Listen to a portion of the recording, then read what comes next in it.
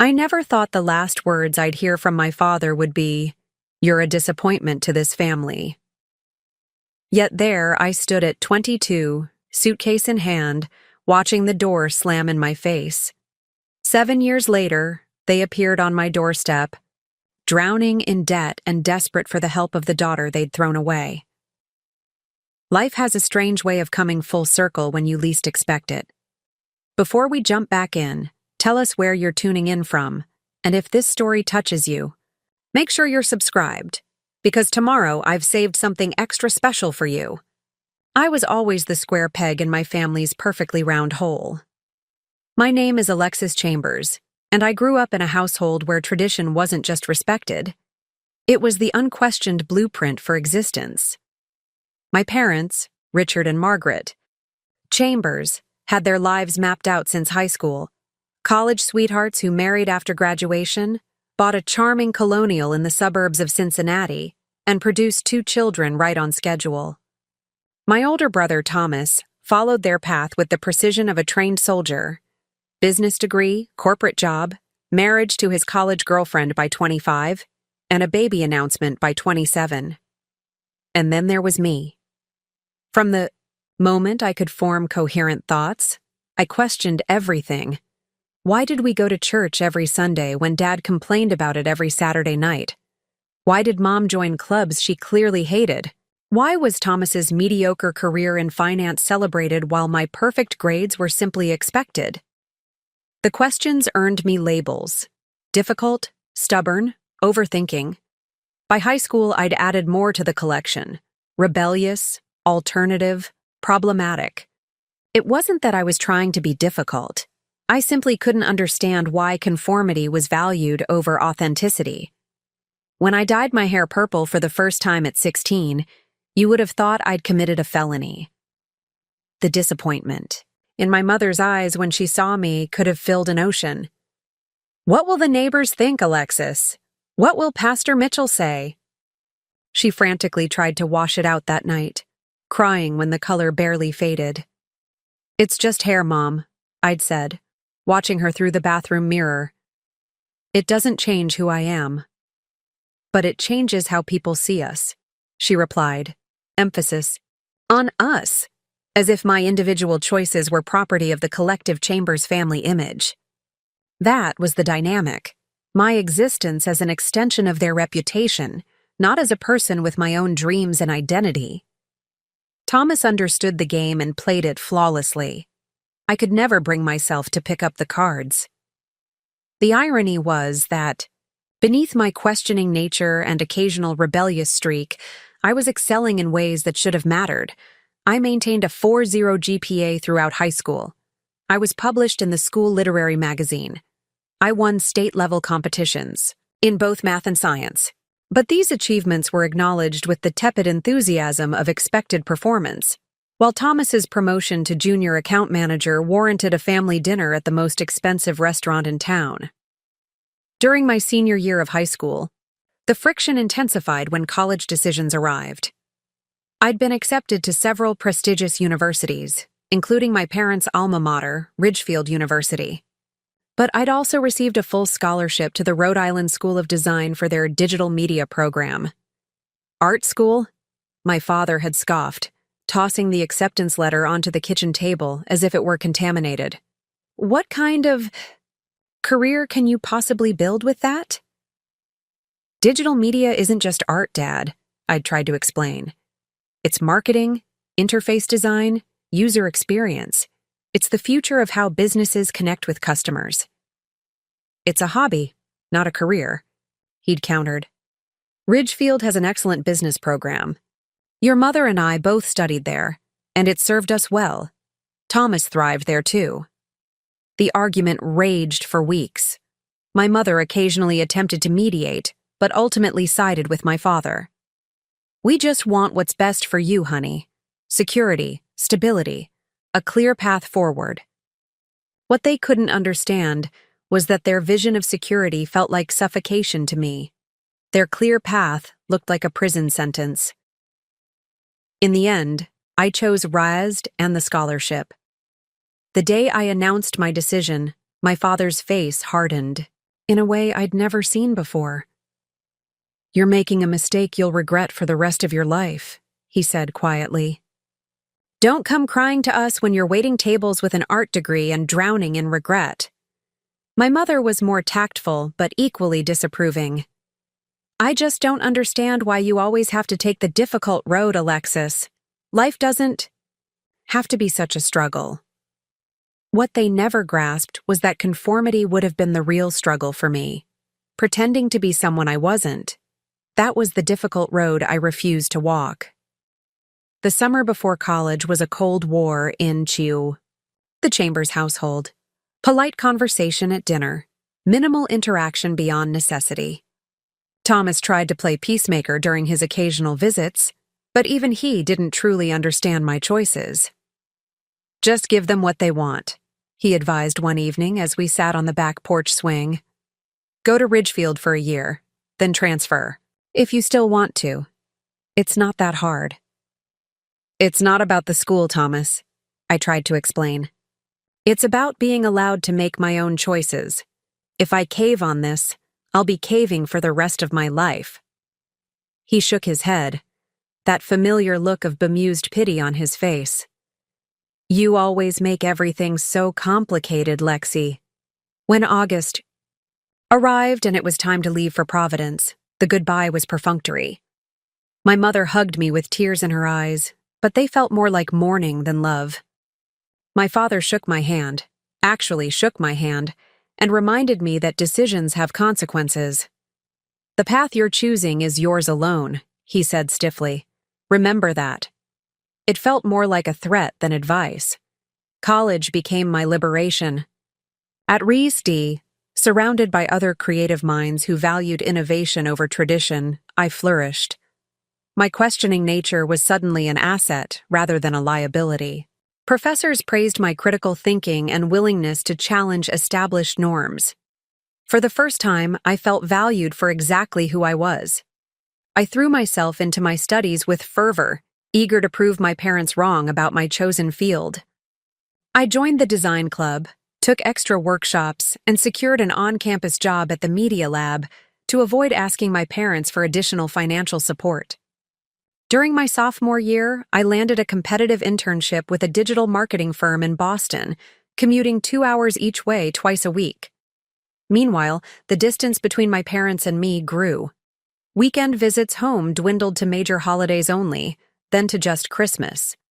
Phone calls became perfunctory check-ins. "Yes, classes are fine. No, I don't need anything. Yes, the weather is cold in Rhode Island too." The final fracture happened during my senior year. I'd been offered a prestigious position with Trendline Interactive, a cutting-edge digital media agency in Brooklyn. The starting salary was impressive for a new graduate, $68,000 plus benefits, and the career trajectory was promising. Excited to finally have vindication for my choices, I called my parents with the news. "That's in New York?" my mother asked, concern evident in her voice. "That's such an expensive city, Alexis. You'll be living paycheck to paycheck." "Actually, Mom, the salary is really good, and the company helps with relocation. I'll be fine." Was her noncommittal response. "Well, Thomas just bought a house in Pleasant Ridge. 4 bedrooms. They're thinking about starting a family next year." The comparison was clear and cutting. My father was even less supportive. "Digital media," he scoffed. "These internet companies come and go like seasonal allergies.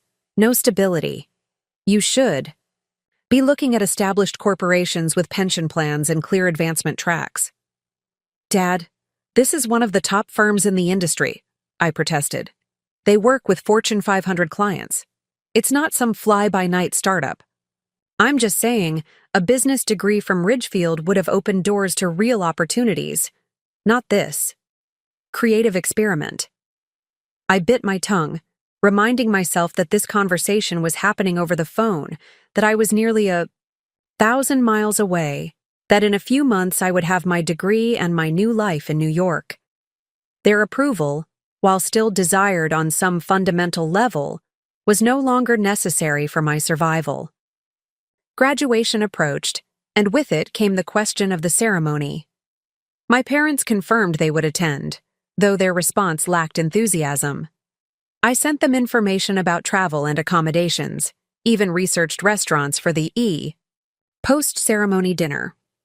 2 weeks before graduation, Thomas called me. His voice was tight, uncomfortable. "Listen, Lexi, there's been a change of plans. Mom and Dad can't make it to your graduation." "What? Why not?" I asked, a familiar sinking feeling in my stomach. "Dad's company is having an important client retreat that weekend. Last-minute thing. Really important accounts. Mom's going with him as a spouse. They can't miss one day of a corporate retreat for their daughter's college graduation?" Thomas sighed. "They said you'd react this way. Look, it's not personal." "How? Is it not personal, Thomas? What would they have done if this was your graduation?" His silence was answer enough. I hung up without saying goodbye, then turned off my phone. The hurt was profound, but underneath it was a simmering anger I'd never fully allowed myself to feel. For years, I'd accepted their dismissal of my choices with sad resignation, still hoping somewhere deep down that they would eventually see me, really see me, and be proud. That night, I made a decision. I was done seeking their approval. Done measuring my worth against their narrow metrics of success. Done feeling like the family disappointment for daring to chart my own course. I graduated with honors, my name appearing multiple times in the ceremony program for various awards and distinctions. My senior project had been featured in an industry publication. 2 of my professors had written glowing recommendation letters that helped secure my position at Trendline. By any objective measure, I was succeeding brilliantly. If my parents couldn't see that, it reflected their limitations, not mine. After graduation, I moved directly to New York without returning to Cincinnati. I shipped most of my belongings and gave away what wouldn't fit in my tiny first apartment in Bushwick. It was a 5th-floor walk-up with unreliable heat and a shared bathroom down the hall. But it was mine. The beginning of my independent life. Preparing and narrating this story took us a lot of time, so if you are enjoying it, subscribe to our channel. It means a lot to us. Now, back to the story. I threw myself into my new job with the same intensity I'd applied to my studies. Digital media was indeed the future, and I found myself at the forefront of emerging technologies and strategies. My questioning nature and ability to think beyond established parameters made me valuable to clients looking for fresh approaches. 6 months into my position, I was assigned to lead a campaign for a major athletic apparel company. My concept, centered around user-generated content and emerging social platforms, exceeded all engagement metrics and led to a substantial increase in sales. The client specifically requested me for their follow-up campaigns. By the end of my first year, I'd been promoted to senior creative strategist with a significant salary increase. I sent my parents emails with updates on my career, still hoping somewhere deep down for acknowledgement. Their responses were polite but distant, always circling back to news about Thomas and his growing family, or community events in Cincinnati, that held no relevance to my life in New York. During my second year at Trendline, I was headhunted by Visionary, one of the top 3 digital media agencies in the country. The offer was substantial, nearly double my current salary plus stock options. When I called my parents to share the news, my father's first response was, "Is this another one of those internet companies? How stable are they?" "They're a publicly traded company with offices in 12 countries, Dad," I replied, trying to keep the exasperation from my voice. "They handle digital strategy for some of the largest corporations in the world." "Well, that's nice, dear," my mother interjected. "Did we tell you Thomas is being considered for partnership at his firm? They're going to make the announcement next month." The pattern was so predictable, it had become almost comical. Almost. I accepted the position at Visionary and moved to a better apartment in Brooklyn. At 26, I was earning more than Thomas, more than my father had at the peak of his career. I had worked with global brands, had been featured in industry publications, had spoken at conferences. Yet in my parents' eyes, I remained the family disappointment, the daughter who had rejected their path and whose success, therefore, couldn't be properly celebrated or even acknowledged. The final breaking point came when I returned to Cincinnati for Christmas that year. It had been nearly 18 months since I'd seen my family in person, and some naive part of me hoped that time and distance might have softened the dynamics between us. The first evening was tense but manageable. Thomas, his wife Melissa, and their 2-year-old son dominated the conversation, with my parents doting on their grandson and fishing for details about a possible second baby.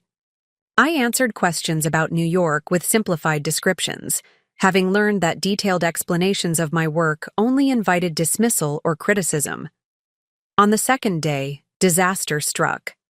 My mother was looking for photos to show Melissa of Thomas as a baby, digging through boxes in the hall closet. I was in the kitchen making coffee when I heard her gasp, "Richard, come look at this." My father emerged from his study, and I followed out of curiosity. My mother was holding a thick envelope, her face pale. "It's from Ridgefield," she said, her voice tight, "addressed to Alexis, from 3 years ago." I stepped forward and took the envelope from her trembling hands. Inside was a letter of reconsideration from Ridgefield University's business school, offering me a full scholarship based on my high school achievements. The letter was dated 2 weeks before I'd made my final decision to attend RIEST. "I never saw this," I said slowly, looking up at my parents. "Why didn't you show me this letter?" My father cleared his throat. "It must have gotten misplaced in the mail shuffle. We get so many credit card offers with those university logos." "Dad," I interrupted. "This was opened." I pointed to the torn edge of the envelope. "Someone in this house opened this, read it, and never showed it to me." The silence in the hallway was deafening. My mother wouldn't meet my eyes. My father's jaw tightened in that familiar way. "You wanted me to choose Ridgefield so badly," I said, realization dawning. "Was it because you genuinely thought it was better for me, or because you couldn't stand the idea of me breaking from family tradition?" "You needed guidance," my father finally said. "You were too young to make such an important decision on your own." "So you hid a full scholarship offer from me? You let me believe that RISD was my only viable option with financial aid?" "Ridgefield was the right choice," he insisted. "We were trying to help you avoid a mistake." I felt something break inside me, not my heart, but the last thread of hope that they would ever truly see me, accept me, respect me as an adult with my own mind. "A mistake," I repeated, my voice unnaturally calm. "That's what my life is to you, isn't it?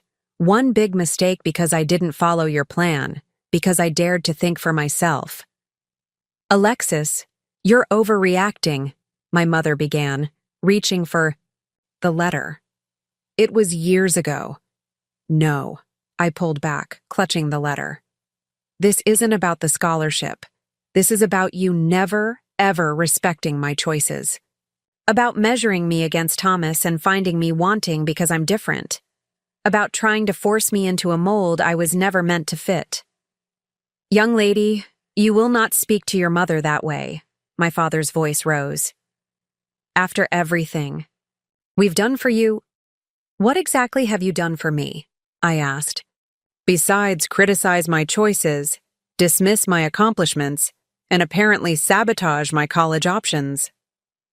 The argument escalated rapidly, years of suppressed feelings erupting like a volcano. Words were said on both sides that couldn't be taken back.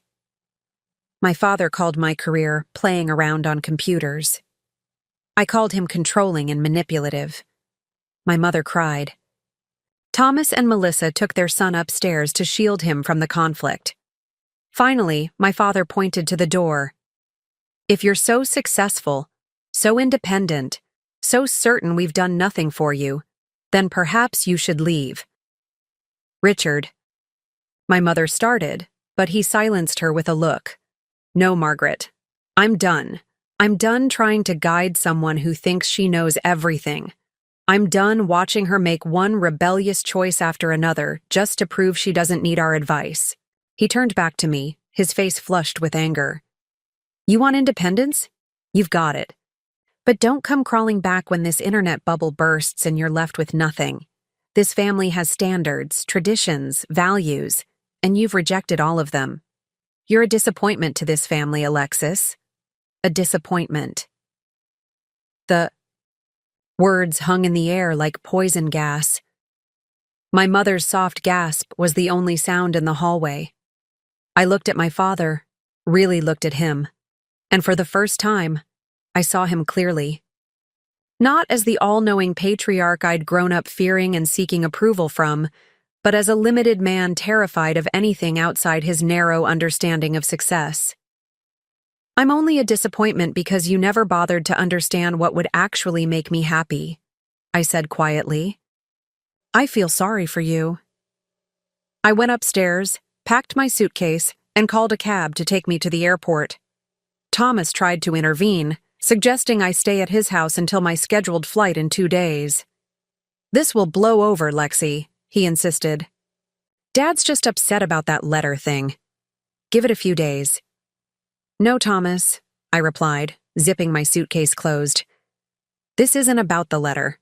This is about 26 years of never being good enough because I'm not you. It's not going to blow over with a few days of cooling off. My mother caught me at the front door, tears streaming down her face. Alexis, please don't go like this. Your father didn't mean what he said. Yes, he did, Mom. He's probably been wanting to say it for years. I hugged her briefly. I love you, but I can't do this anymore. I can't keep trying to earn approval that's never going to come. My father remained in his study, door firmly closed as I left the house. Standing on the porch with my suitcase, waiting for the cab in the cold December air, I felt a strange mixture of grief and relief. Something had ended, not just that Christmas visit, but the exhausting cycle of seeking validation from people determined not to give it. As the cab pulled away from the curb, I didn't look back at the house. I didn't need to. I was looking forward, toward the life I'd built for myself, the career I loved, the future I would shape on my own terms. What I didn't know then was that the future would eventually bring my parents back into my life in a way none of us could have anticipated. But that reunion was still years away, and I had a life to live in the meantime, a successful, fulfilling life built on the very choices they had deemed mistakes. The first few months after the Christmas confrontation passed in a blur of work and emotional processing. I threw myself into projects at Visionary with renewed intensity, channeling my hurt and anger into creative productivity. My colleagues noticed the change.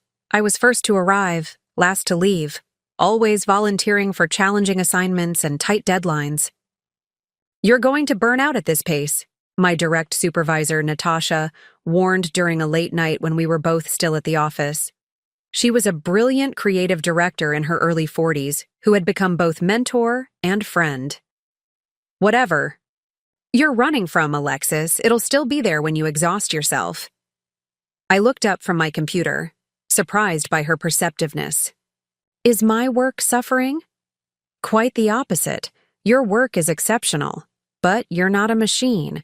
No one can sustain this intensity indefinitely. That conversation was the first crack in the armor I'd constructed after leaving Cincinnati. Over dinner at a tiny Thai restaurant near the office, I found myself telling Natasha about my family, the Christmas confrontation, and the years of feeling like I was fundamentally flawed for wanting a different path. Your parents sound like they're from another century, she remarked, shaking her head. But you know what's interesting? Even now, you're still trying to prove them wrong, killing yourself with work, aiming for perfection, seeking validation. Through achievement. Her words hit me with uncomfortable accuracy. Despite my declaration of independence, I was still operating within a framework my parents had created, still reacting to their dismissal rather than truly charting my own course. That realization marked the beginning of a deeper personal journey. With Natasha's encouragement, I began seeing a therapist, Dr. Chen, who specialized in family dynamics and cultural expectations. Our weekly sessions helped me untangle the complex web of emotions I'd been carrying. Not just anger and hurt, but also guilt, shame, and a persistent feeling of unworthiness that had driven much of my relentless ambition.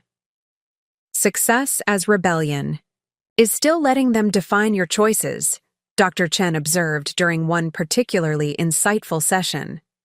What would your life look like if you made decisions based purely on what brings you fulfillment, not as a response to their expectations or disapproval? It was a powerful question that I couldn't immediately answer. What did I truly want, separate from the need to prove my parents wrong? Over the next year, I began the careful work of discovering myself beyond reaction and rebellion. I set boundaries. Around my work hours, making time for friendships and dating, I explored interests outside my career, taking a ceramics class, joining a hiking group that ventured out of the city on weekends, volunteering at a community center teaching digital skills to seniors. These pursuits weren't chosen to build my resume or impress anyone. They were simply activities that brought me joy and connection. The freedom to explore without judgment was both terrifying and exhilarating. Meanwhile, my career continued to flourish, though now with healthier boundaries. My campaigns for major clients consistently outperformed industry benchmarks, earning recognition within Visionary and beyond. At 28, I was promoted to Associate Creative Director, becoming one of the youngest executives at the agency. I maintained minimal contact with my family during this period. Occasional text messages with my mother, brief phone calls on major holidays, a card and gift sent for my nephew's birthday. My father and I didn't speak directly at all. Thomas made sporadic efforts to bridge the divide, updating me on family, news, and sending photos of his children, but our conversations remained surface level. The emotional distance was painful but necessary for my healing. On my 29th birthday, everything shifted. I was in the middle of a major presentation to a potential new client when my phone began vibrating repeatedly in my pocket. After the meeting, I checked it to find 6 missed calls and a series of increasingly urgent text messages from Thomas. "Call me ASAP, emergency. Dad had a heart attack, in hospital now. Mom's falling apart, please call." My hands shook as I dialed his number. For all the conflict and distance, these were still my parents, still family. "Thank God," Thomas answered on the first ring. "Where have you been? I've been trying to reach you for hours." "In a client meeting. What happened?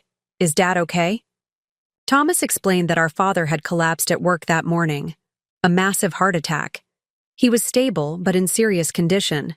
The doctors were recommending bypass surgery. "Mom's a wreck," he said, his voice tight with stress. "She keeps saying she can't handle this alone." "Can you come home?" "Please, Lexi. Whatever happened between you guys, this is bigger than that." The old reflexive guilt rose immediately. "Of course," I heard myself saying. "I'll get on the first flight. I can." After arranging emergency leave with Natasha, who was completely understanding, I packed a bag and headed to LaGuardia. On the flight to Cincinnati, anxiety churned in my stomach. I hadn't seen my parents in over 2 years. The last words my father had spoken to me were, "You're a disappointment to this family." Now I was rushing to his hospital bedside, all our unresolved conflict suspended by the immediate crisis of his mortality. Thomas met me at the airport, looking exhausted and older than his 34 years. "Thanks for coming," he said, hugging me tightly. "It's been rough. Dad's scheduled for surgery tomorrow morning." On the drive to the hospital, he filled me in on our father's condition and prognosis. The doctors were cautiously optimistic, but emphasized the seriousness of triple bypass surgery, especially for someone with our father's history of high blood pressure and cholesterol.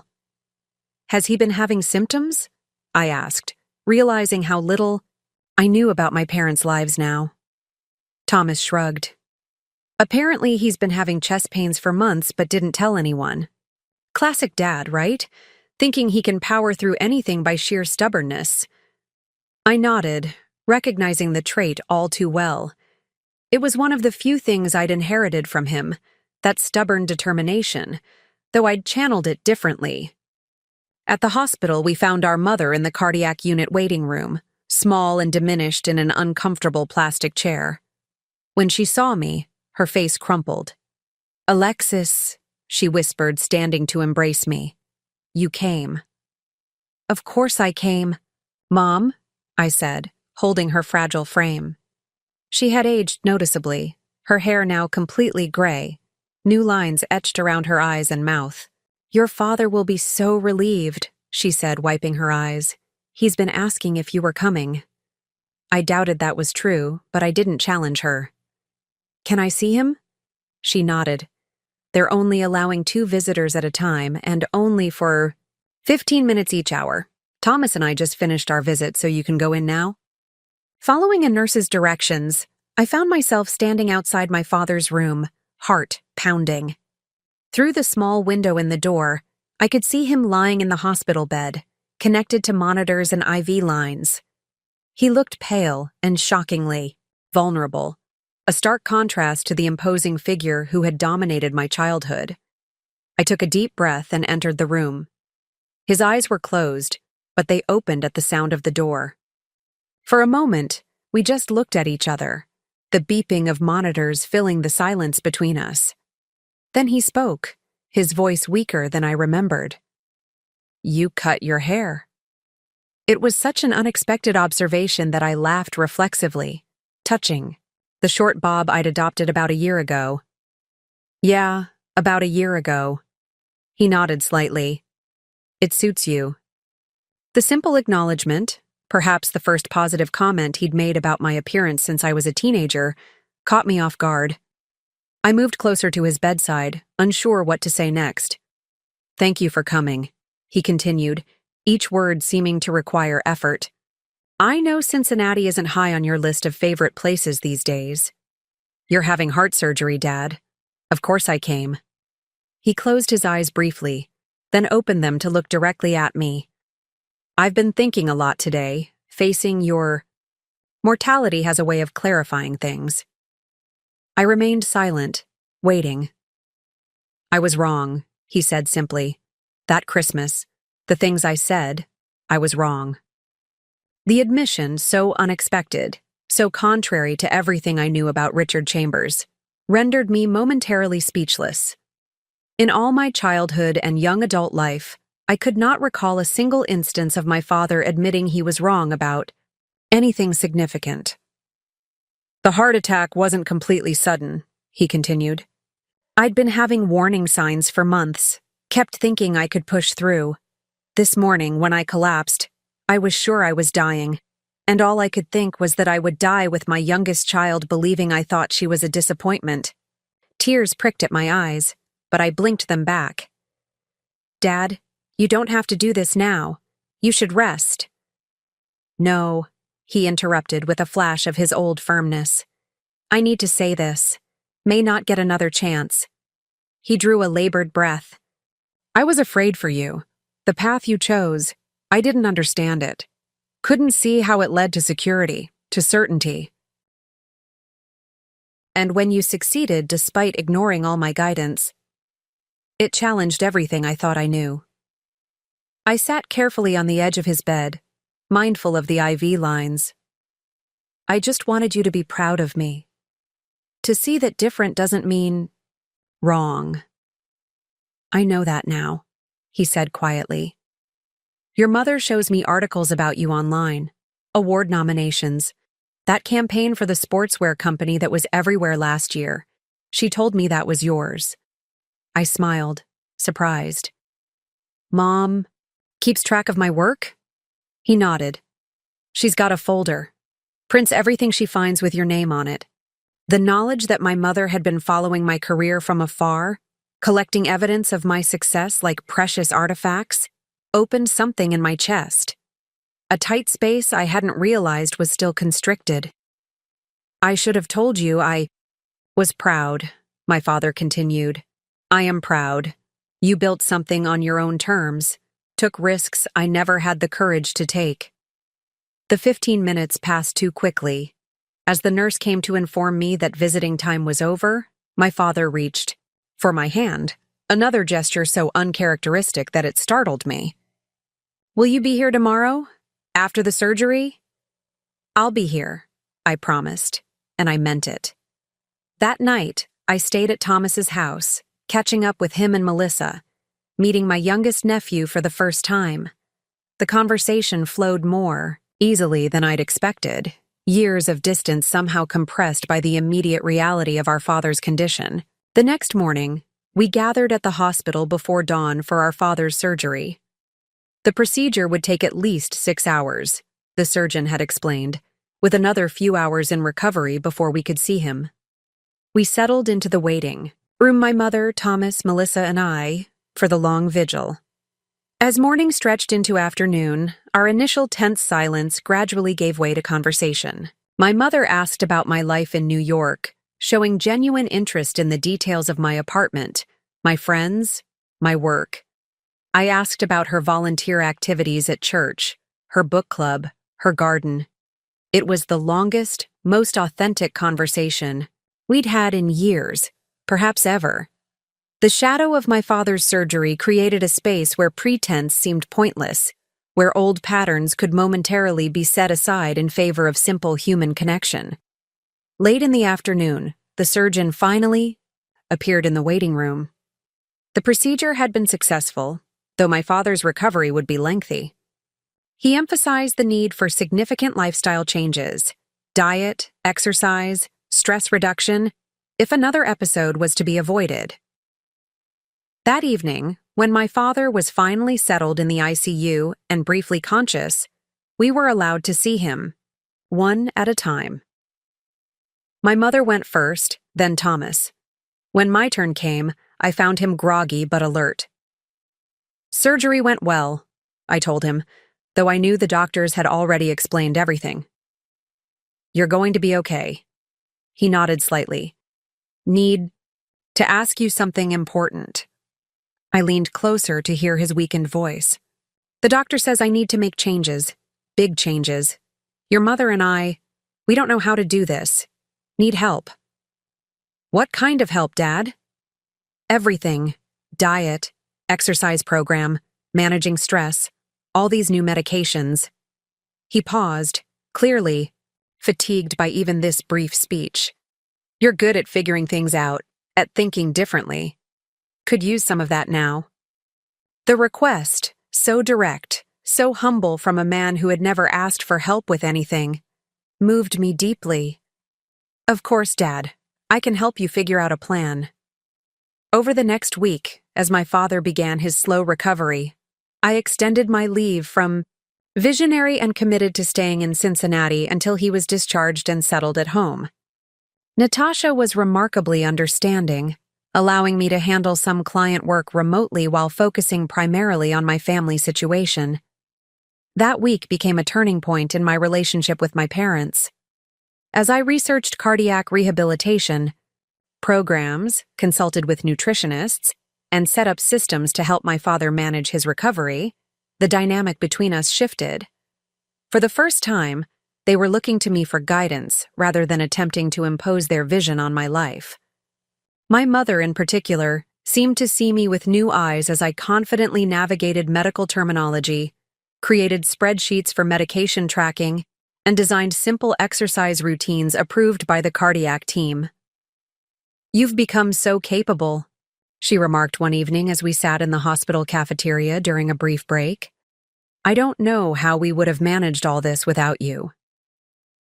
The acknowledgement felt healing, not because I needed their validation, but because it represented a new kind of relationship forming between us, one based on mutual respect rather than hierarchical authority.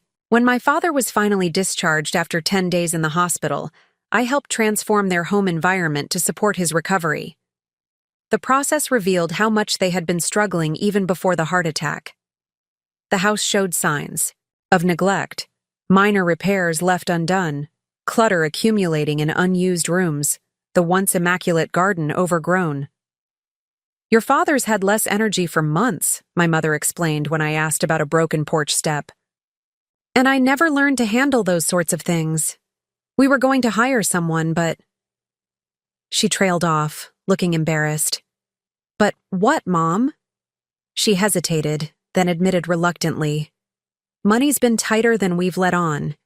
Your father's company has been downsizing. His position was eliminated last year. They kept him on as a consultant, but the pay is much less. We didn't want to worry you children." This revelation explained much about the state of the house, but raised new concerns. "Are you having financial difficulties? Beyond just home repairs?" My mother's eyes filled with tears. "We've been managing, cutting back where we can, using savings."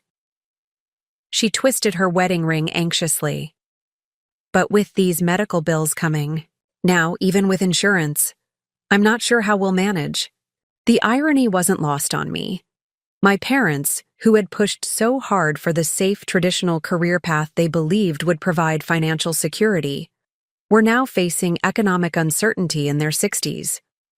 Meanwhile, the daughter whose choices they had dismissed as impractical was thriving financially in her unstable creative career.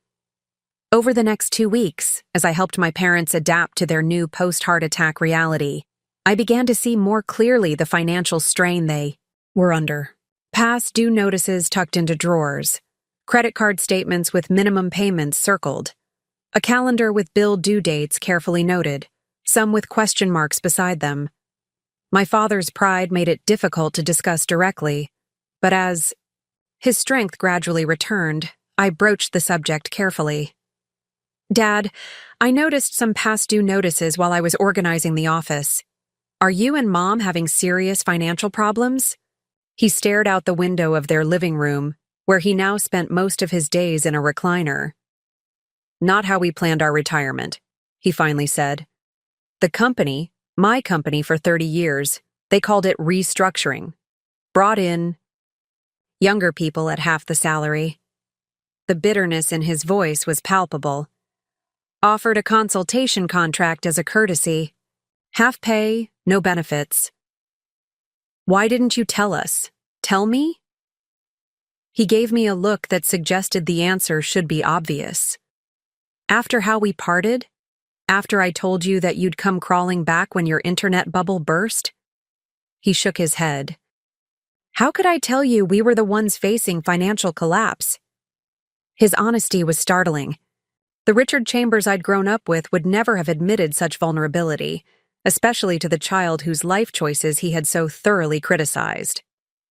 "Let me help," I said simply. His head snapped up, eyes narrowing. "We don't need charity." "It's not charity, Dad. It's family." I took a deep breath. "You and Mom helped me when I was growing up. Now I can help you. That's how it's supposed to work."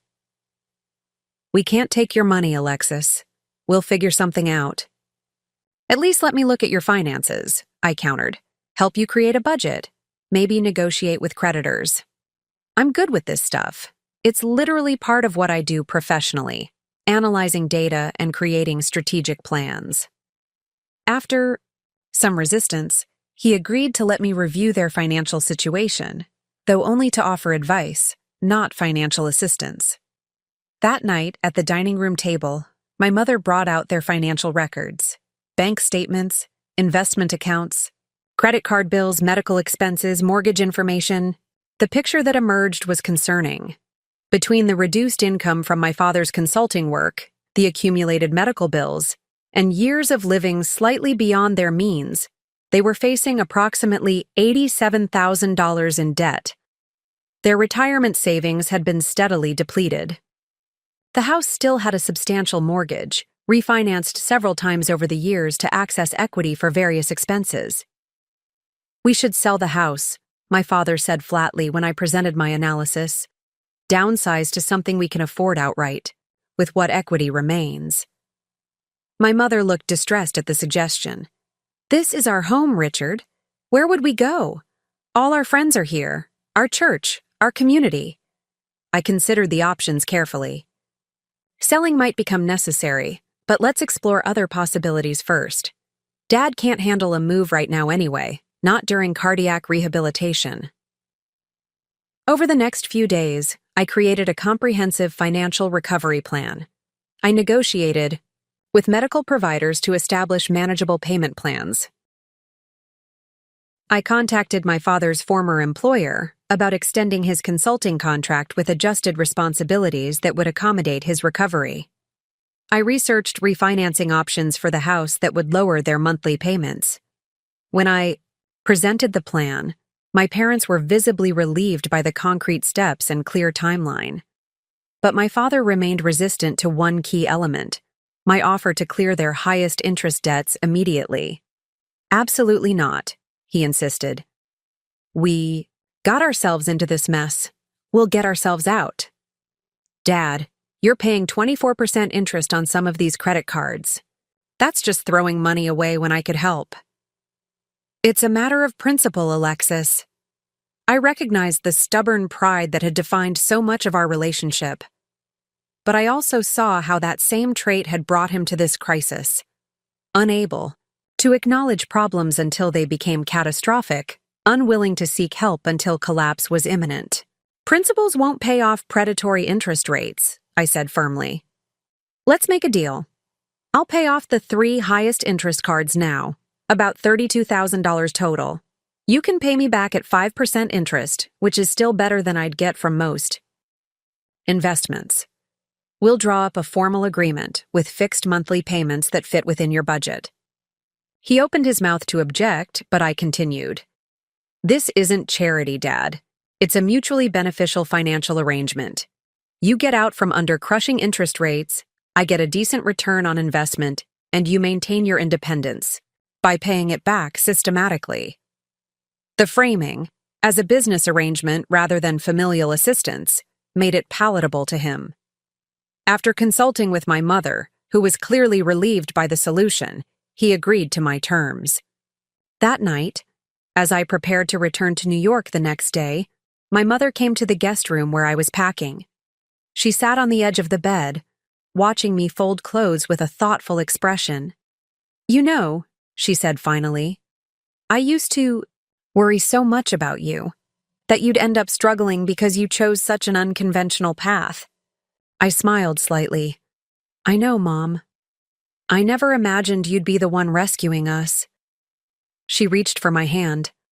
"I'm sorry we didn't support your choices. We were so certain we knew best." "You were trying to protect me," I acknowledged. "You wanted me to have security." "Yes, but we were measuring security by our standards, our generation's definition." She shook her head. "The world changed, and we didn't notice. You did." The conversation felt like the closing of a circle, not an end to our journey of reconciliation, but the completion of an important phase.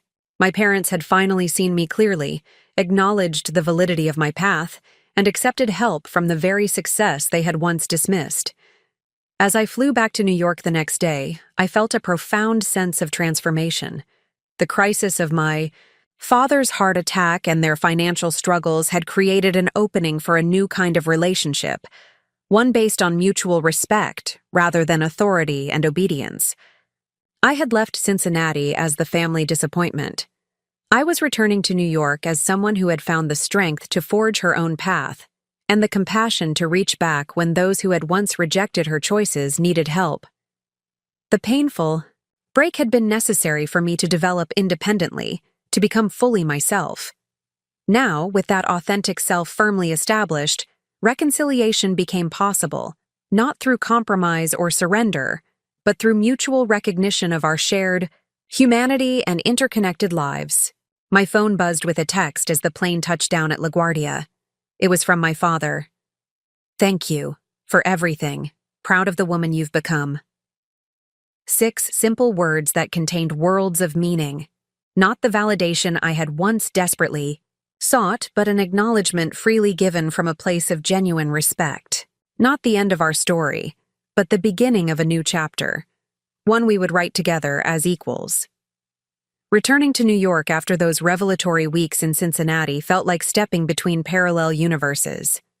My sleek Brooklyn apartment, with its minimalist furniture and city views, seemed to belong to a different person than the daughter who had just helped her parents navigate health crises and financial turmoil.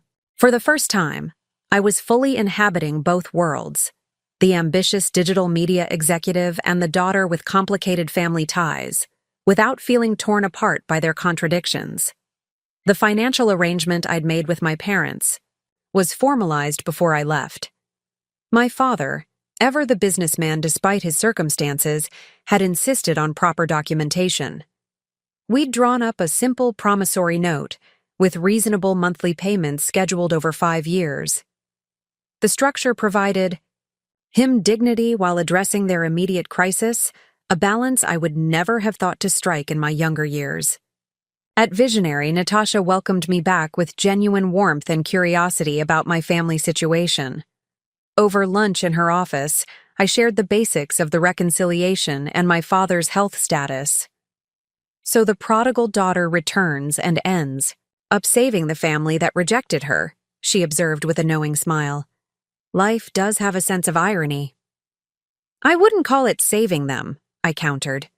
"More like meeting them where they are, finding a way forward that honors both our needs." Natasha nodded approvingly. "That's growth, Alexis. Real growth. Not just professional success, but emotional intelligence." The next few months brought a new rhythm to my life. Weekly video calls with my parents became part of my routine. Sometimes brief check-ins, sometimes longer conversations about my father's recovery progress or their financial situation. My mother started texting me regularly, sending everything from updates on neighborhood happenings to questions about how to use their new tablet computer, purchased so we could video chat more easily. My father's recovery was steady but slower than he wanted. The forced inactivity of cardiac rehabilitation chafed against his natural drive, but the heart attack had sufficiently frightened him into compliance with medical directives. I found myself in the unexpected position of coaching my father, the man who had always been certain he knew best, on patience and acceptance of limitations. "I used to run the entire Northeast sales division," he complained during one video call, gesturing in frustration at the pedometer clipped to his shirt. "Now I'm celebrating if I hit 5,000 steps in a day." "Those 5,000 steps are keeping you alive to reach 10,000 next year," I reminded him. "Success looks different in different seasons, Dad." The phrase struck both of us simultaneously, its obvious parallel to our years-long conflict over my career choices hanging in the digital space between us. My father's expression shifted from frustration to thoughtful recognition. "Wisdom from my daughter," he said quietly. "I'm still getting used to that." Meanwhile, my professional life entered a new phase of expansion. Visionary was growing rapidly, acquiring smaller agencies and expanding its global footprint. My campaigns consistently delivered exceptional results, and senior leadership had taken notice. 3 months after returning from Cincinnati, I was called into a meeting. "With Cameron Phillips, the company's founder and CEO, we're opening a West Coast headquarters," he announced without preamble, his characteristic directness on full display. "Los Angeles. Entertainment industry focus, expanding into streaming and gaming markets. I want you to head it up." The offer was stunning. A significant promotion to executive creative director, a substantial salary increase, and the opportunity to build a division from the ground up. It was the kind of career leap that most people in my industry spent years positioning themselves for. "Why me?" I asked, genuinely curious. Cameron leaned back in his chair. 3 reasons. First, your work consistently outperforms benchmarks. You have technical and creative skills that combine perfectly for this digital era. Second, you think differently. You see angles and connections others miss. And third, he smiled slightly, you know how to stand your ground. Building a new office means fighting for resources, defending creative visions, and sometimes saying no to clients who want the safe option instead of the effective one. You've demonstrated that backbone repeatedly. The irony wasn't lost on me. The very qualities that had made me the difficult daughter were now the attributes being recognized as leadership strengths. My questioning nature, my resistance to following established paths simply because they were established, my willingness to challenge conventional thinking, these were now professional assets deserving of promotion rather than traits to be suppressed. It's a big move, I said thoughtfully. I'd need some time to consider. Of course, the rollout wouldn't begin for 3 months anyway. But don't take too long. If you're not interested, we need to look at external candidates. That evening, I sat on my small balcony overlooking the Brooklyn streetscape, considering the opportunity. Los Angeles represented another fresh start, a chance to build something significant with the full support of a major agency behind me. The role would involve not just creative direction, but strategic leadership, team building, and client relationship, management at the highest levels. Yet I found myself unexpectedly hesitant. The reconciliation with my family was still fresh, the new patterns of connection still forming. Moving across the country would complicate that process. And while career advancement had always been my primary focus, I'd begun to value the more balanced life I'd cultivated in New York. My friends, my volunteer work, the pottery studio where I'd become a regular. I called Dr. Chen and scheduled an extra session to talk through the decision. 5 years ago, I would have accepted immediately, I told her. It's everything I've worked for. And now? She prompted. Now I'm asking different questions. Not just, will this advance my career? But will this contribute to the life I actually want? Dr. Chen smiled. That's a profound shift in perspective, Alexis. What life do you actually want? The question stayed with me for days. What did I want beyond professional achievement? What would success look like if I defined it entirely for myself, without reference to my parents' expectations or my past? Rebellions against them? I made lists, created mind maps, journaled extensively, applying the same analytical skills I used for clients to my own life decisions. Gradually, a clearer picture emerged. I wanted creative fulfillment and professional growth, certainly. But I also wanted meaningful relationships, community connection, and the ability to use my skills to create positive change beyond corporate profit margins. Los Angeles offered tremendous career opportunity, but would require rebuilding my personal life from scratch. And something else nagged at me, a growing sense that my talents might be directed toward more meaningful impact than helping major brands sell more products, however creatively. After 2 weeks of deliberation, I requested another meeting with Cameron. I'm honored by the offer, I told him, but I'm going to decline the Los Angeles position. His eyebrows rose in surprise. That's unexpected. May I ask why? I've been reflecting on my long-term goals, both professionally and personally. While the LA opportunity is impressive, it's not aligned with the direction I'm hoping to move in. Which is? I took a deep breath. I'm increasingly interested in applying creative digital strategies to organizations focused on social impact. Nonprofits, educational institutions, sustainable businesses. I believe these sectors are underserved by top-tier digital talent, and there's tremendous opportunity to make a difference. Cameron studied me thoughtfully. This was a significant departure from Visionary's core business model, which centered on major corporate clients with substantial marketing budgets. You're talking about a completely different business division, he said finally.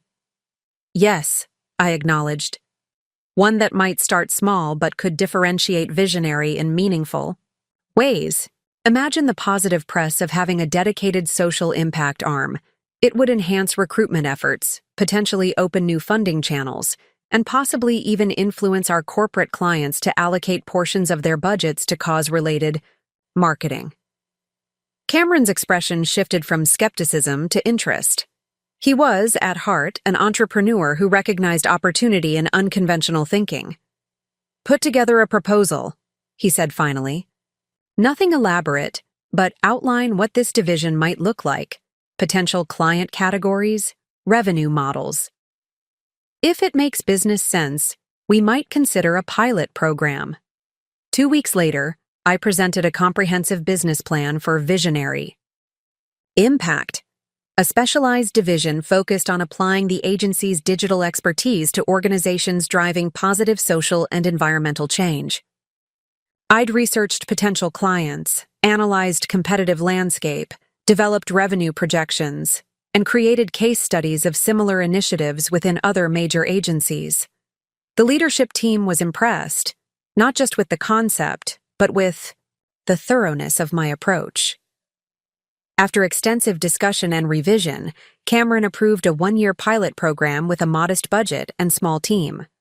I would remain in New York, reporting directly to him while building this new venture alongside my existing client responsibilities. It was neither the promotion to Los Angeles nor a continuation of my current path, but something entirely new. A direction I had created by honoring both my professional skills and my evolving personal values. For the first time in my career, I wasn't driven primarily by advancement or achievement for its own sake, but by the alignment of my work with deeper purpose. The next several months were intensely demanding as I balanced my existing client load with the development of Visionary Impact. I built a small team of like-minded colleagues who were equally excited about applying their talents to mission-driven organizations. We started with 3 pilot clients: an environmental nonprofit focused on ocean conservation, a community development financial institution providing microloans to underserved entrepreneurs, and a progressive university launching an innovative online education platform. The work was challenging in new ways. These organizations had smaller budgets and often less digital sophistication than our corporate clients, but their passion and commitment were unmatched. We had to be more creative, more efficient, and more innovative, delivering maximum impact with limited resources. I shared updates on this new venture during my weekly calls with my parents. To my surprise, my father showed genuine interest in the concept. "So, you're helping these organizations use technology to further their missions?" he asked, seeking to understand. "Like a consultant?" "More like a strategic partner," I explained. "We're not just advising them, we're implementing customized digital solutions, creating campaigns, building platforms. But yes, it's about advancing their impact through technology and creative communication." "Interesting," he mused. "I always saw business and charity as separate worlds, but you're creating something in between." "The lines are blurring everywhere, Dad. More businesses are incorporating social responsibility into their core models. More nonprofits are adopting business principles for sustainability. I believe that's where the future lies, in integration rather than separation." My mother, who had been listening quietly, spoke up. "You sound so passionate about this, Alexis. More than when you talk." "About your regular clients." Her observation was accurate. The energy I felt working with these mission-driven organizations was different. A deeper sense of purpose beyond professional pride or creative satisfaction. 6 months into the pilot program, we had our first major success story. The ocean. Conservation nonprofit launched a digital campaign we'd created that went viral, increasing their annual donations by 320% and attracting corporate sponsorship offers. The case study we developed around this success opened doors to conversations with larger potential clients in the impact space. Cameron was impressed with the results and the positive press Visionary received.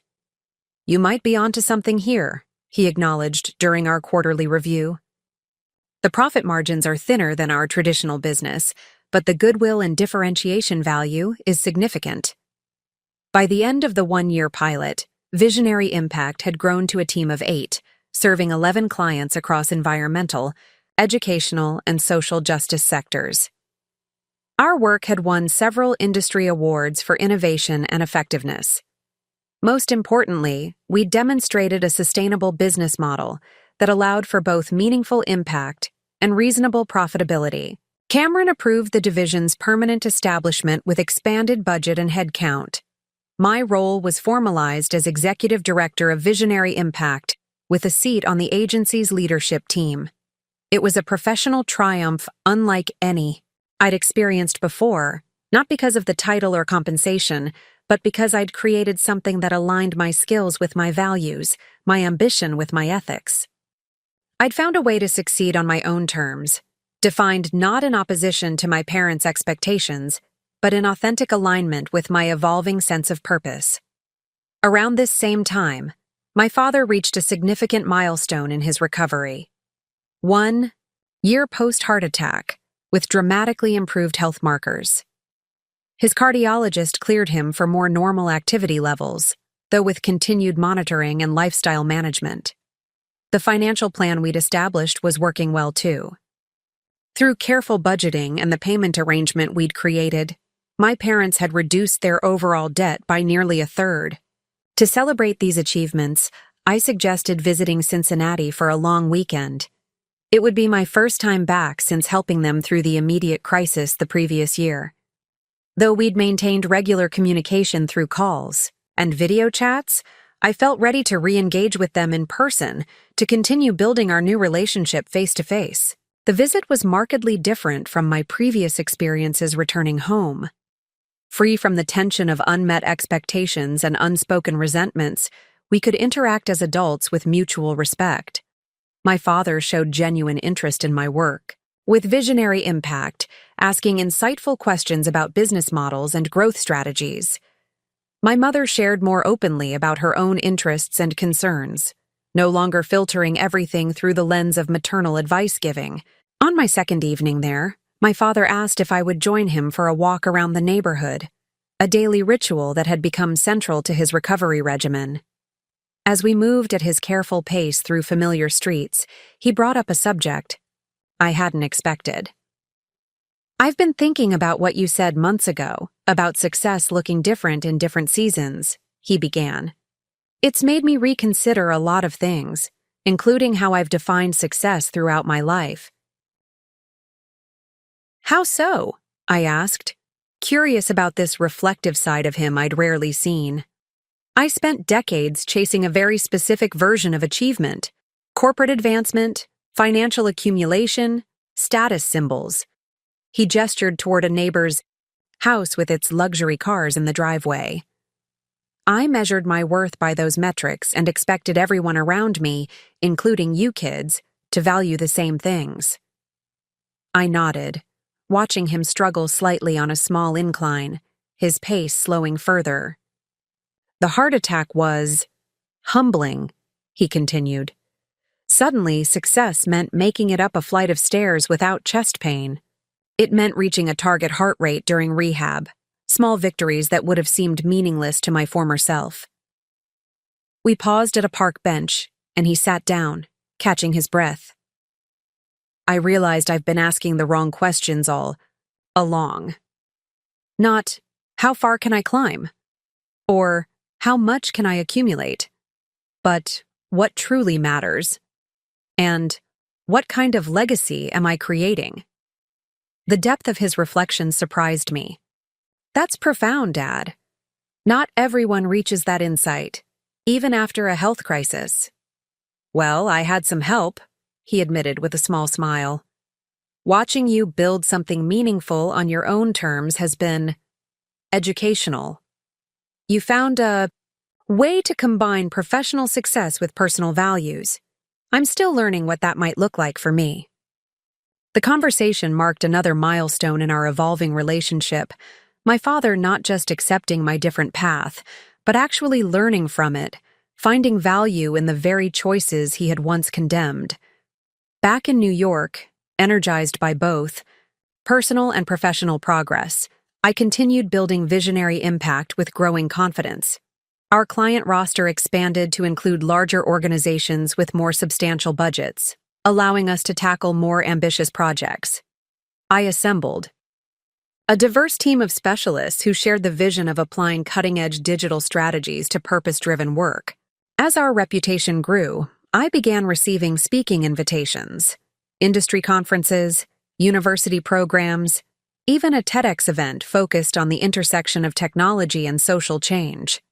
Public speaking had never been my favorite activity, but I recognized the opportunity to amplify our message and potentially influence the broader digital marketing industry toward more meaningful applications of their talents. My first major presentation, at a digital innovation conference in Chicago, received unexpected attention when a clip went viral on professional social networks.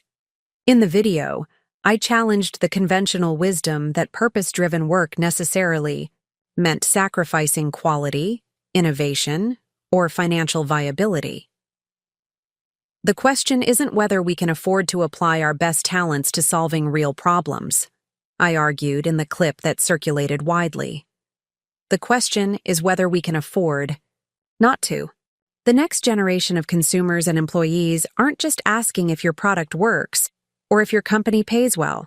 They're asking what you stand for, what you contribute, how you make the world better through your existence. Organizations that can't answer those questions convincingly will find themselves increasingly irrelevant. The response was overwhelming. My inbox filled with messages from industry colleagues, potential clients, and young professionals seeking mentorship. Visionary received inquiries from major corporations interested in developing more authentic corporate social responsibility initiatives. Several talented creatives and strategists approached us about joining the team, often willing to take modest pay cuts to work on more meaningful projects. In this whirlwind of professional growth and recognition, I received an unexpected email from Thomas. "Have you seen this? Thought you might want to know." Attached was a link to a community newspaper article about Cincinnati's Top 50 Over 50. Local residents making significant contributions after the age of 50. There, listed at number 37, was Richard Chambers, highlighted for launching a financial literacy program for high school students. I clicked through to the full article in shock. According to the brief profile, my father had developed a curriculum that taught practical money management skills to teenagers, focusing particularly on schools in lower-income neighborhoods. He'd started as a volunteer presenter at his old company's Community Outreach Day, then expanded to a regular program at 3 local high schools. The article quoted him directly.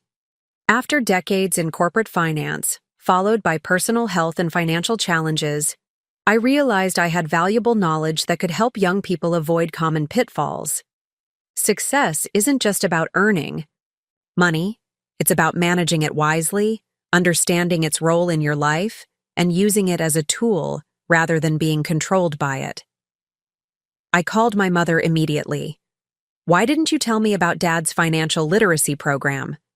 "I just saw the article Thomas sent." She chuckled. "He wanted to wait until he had something substantial to show for it. You know your father, never one to discuss works in progress." "But this is amazing. How long has he been doing this?" "It started about 4 months ago, very small scale. But he's become quite passionate about it. The schools have been requesting more sessions, and he's training other retirees to expand the program." The image of my father, the same man who had once dismissed my career choices as impractical, now volunteering his time to teach financial skills in underserved schools, left me momentarily speechless. It represented such a fundamental shift in his values, his sense of purpose, his definition of meaningful contribution. When we spoke on our next video call, I congratulated him on the recognition. He seemed simultaneously proud and embarrassed by the attention. "It's nothing fancy," he insisted. Just basic financial concepts that these kids should be learning but aren't. How credit works. The true cost of debt. How to budget. Simple investment principles. Don't downplay it, Dad. You're making a real difference. Those skills can change trajectories, especially for kids who don't have financial role models at home. He nodded thoughtfully. That's what keeps me going back, seeing the light bulbs go on when they grasp a concept. Many of these students are incredibly bright. They just haven't been exposed to this information. So you've become a teacher in your retirement, I observed with a smile. Not exactly the corporate consulting you'd planned. Life takes unexpected turns, he replied, echoing words I'd said to him during his recovery. Success looks different, in different seasons. Hearing him repeat my phrase back to me with genuine understanding felt like the closing of a circle. We had each, in our own ways, redefined success according to deeper values than external achievement or financial accumulation. We had found purpose beyond position or status, and somehow, through all the conflict and reconciliation, we had influenced each other toward these more meaningful definitions. As Visionary Impact continued to grow, I found myself increasingly drawn to the educational aspects of our work, training clients to better understand digital strategies, mentoring younger team members, developing frameworks that could be widely shared. I began writing articles for industry publications and working on an outline for a potential book about purpose-driven digital transformation. This evolution in my professional interests led to an unexpected opportunity when one of our clients, Burton College, approached me about developing and teaching a graduate course on digital strategies for social impact. The position would be part-time, allowing me to maintain my leadership role at Visionary while exploring this new dimension of sharing knowledge and shaping future professionals. The synchronicity was striking, my father finding renewal through teaching while I simultaneously moved toward educational work. Despite our different fields and approaches, we had arrived at complementary understandings about the importance of passing knowledge to others, of contributing to something larger than our individual success. During our weekly call, I shared the teaching opportunity with my parents. My father's immediate enthusiasm touched me deeply. "You'd be excellent at that," he said with conviction. "You have a natural ability to make complex concepts accessible. I've seen it in your presentations online." "You've watched my presentations?" This was news to me. My mother laughed. "Of course we have. Your father has seen that TEDx talk at least 3 times. He even took notes." The image of my father, once so dismissive of my digital career, taking notes on my professional insights was almost too perfect, the transformation too complete to seem real. Yet it was real, as was my own evolution from rebellious daughter to secure professional to mentor and educator. That evening, I reflected on the journey that had brought us here, from the painful rupture of, "You're a disappointment to this family," to this moment of mutual respect and genuine admiration. The path had been neither straight nor easy. It had required separation for authentic identity to form, crisis to create opening for reconciliation, and willingness on both sides to see beyond established patterns. Most importantly, it had required each of us to define success for ourselves, not in opposition to others' expectations, not as a reaction to past wounds, but in authentic alignment with our deepest values and unique contributions. As I prepared materials for my first college lecture, I couldn't help but smile at the parallel journeys my father and I were now on, both teaching, both sharing knowledge, both finding meaning beyond the narrower definitions of success that had once divided us. The title of my lecture series seemed fitting not just for my students, but for the longer, more personal journey I'd traveled. Redefining Success: Digital Strategies for Meaningful Impact. Teaching at Burton College opened an unexpected new dimension in my professional life. Standing before eager graduate students, many just a few years younger than me, discussing digital strategies for social impact felt like a natural extension of my work at Visionary Impact. The questions they asked, their fresh perspectives on familiar challenges, their idealism tempered with practical ambition, all of it energized me in ways I hadn't anticipated. My first semester consisted of 8 evening sessions spread across 4 months, a schedule that allowed me to maintain my leadership responsibilities at Visionary while exploring this new role. I approached the curriculum development with the same strategic thoroughness I applied to client campaigns, creating a framework that balanced theoretical foundations with practical application. What I hadn't expected was how teaching would reshape my own thinking. Explaining concepts I'd internalized through years of practice forced me to articulate underlying principles, to question assumptions, to consider alternative approaches. The students' diverse backgrounds, from nonprofit management to public health to environmental science, brought perspectives that challenged the digital marketing orthodoxies I'd absorbed. You've mentioned several times that engagement metrics are crucial indicators of campaign success, one student, Elena, observed during our third session. But in public health communication, sometimes the most important outcomes aren't measurable through clicks or shares. How do we balance digital metrics with real-world impact that might not be immediately quantifiable? It was an excellent question that pushed beyond conventional digital marketing frameworks. We spent the remainder of that session exploring alternative evaluation models, considering how digital strategies might be assessed through longitudinal health outcomes, behavior change indicators, and community-level transformations. The discussion continued beyond class hours, with several students lingering to share experiences from their respective fields. These conversations began influencing my approach at Visionary Impact. I initiated a research project examining long-term outcome measurement for purpose-driven campaigns, moving beyond immediate engagement metrics to develop more sophisticated impact assessment models. Our client organizations responded enthusiastically to this evolution, recognizing the alignment with their own goals of creating meaningful, lasting change rather than merely generating attention. As my first teaching semester progressed, I found myself allocating more time to educational preparation than I'd initially planned. What had begun as a modest side commitment was increasingly capturing my imagination and energy. I started collecting case studies for potential publication, recording guest lectures with industry colleagues for future courses, and sketching outlines for a comprehensive textbook on digital strategies for social impact, a resource I wished had existed when I was studying.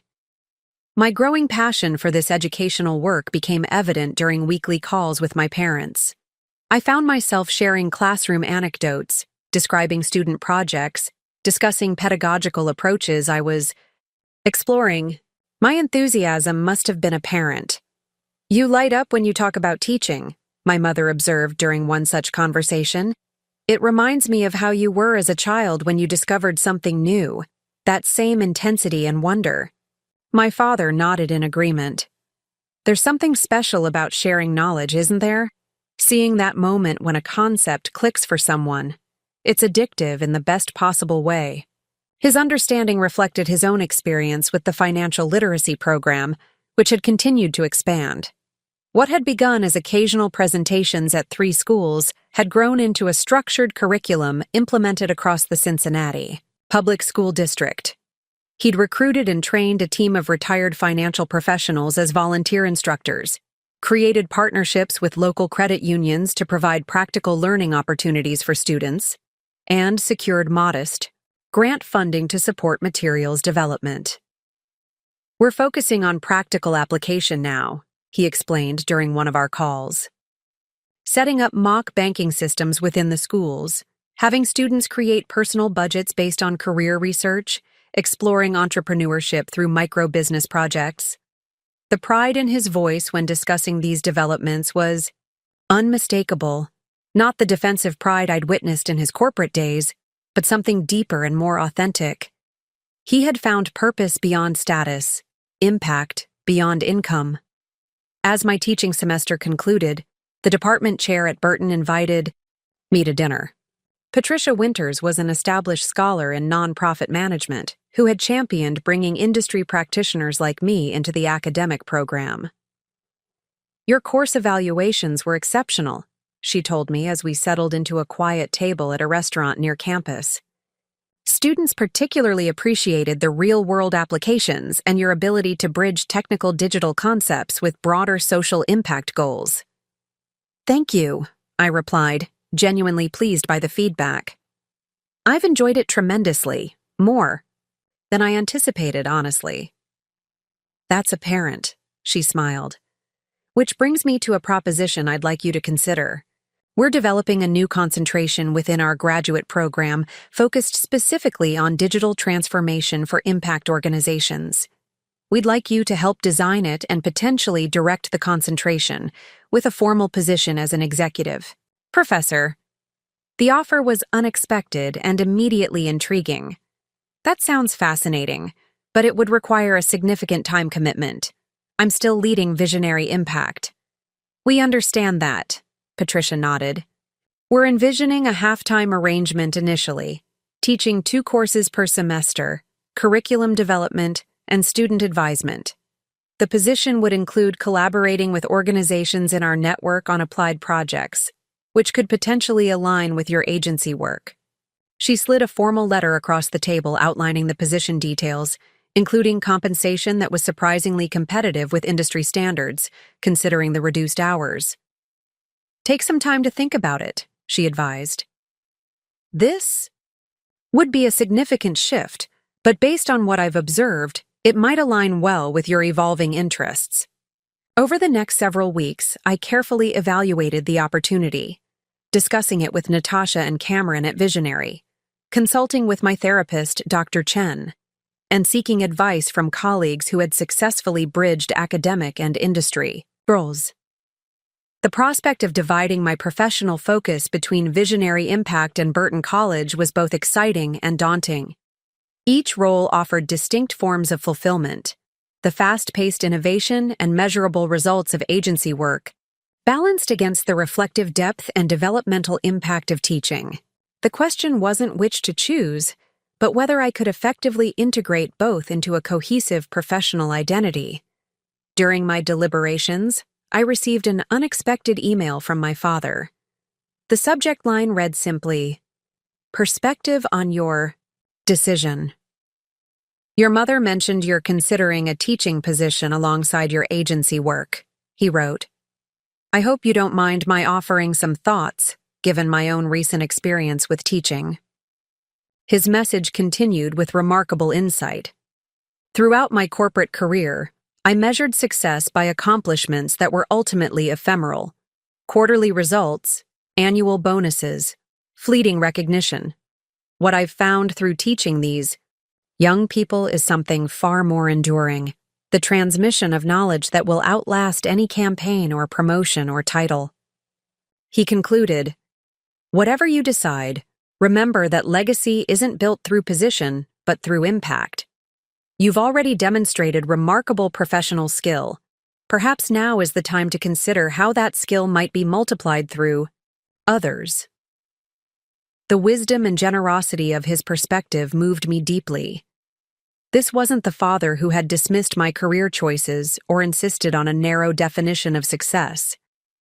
This was a man who had experienced profound transformation, who had faced mortality, overcome pride, discovered new purpose, and was now sharing hard-earned wisdom without imposition or expectation.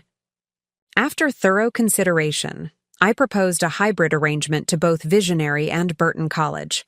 I would transition to a strategic advisor role at the agency, maintaining oversight of key client relationships and organizational direction while reducing my day-to-day operational responsibilities. This would allow me to accept a half-time executive professor position at Burton, focusing on developing the new digital transformation concentration. Both organizations responded positively to the proposal. Cameron recognized the potential benefits to Visionary's reputation and recruitment efforts through my academic affiliation, while Patricia appreciated the ongoing industry connection I would maintain. The transition wasn't without challenges. Restructuring my role at Visionary required careful succession planning for day-to-day leadership. Some clients expressed concern about reduced access to my direct involvement. My high-performing team needed reassurance about continued strategic direction and growth opportunities. Yet these challenges proved navigable with thoughtful planning and transparent communication. I identified and mentored my successor for operational leadership at Visionary Impact, introduced her systematically to key clients, and developed a structured advisory schedule that maintained strategic continuity while creating space for my academic responsibilities. By the following semester, I had settled into a new rhythm, 3 days weekly at Visionary, 2 at Burton, with flexibility to adjust as specific projects demanded.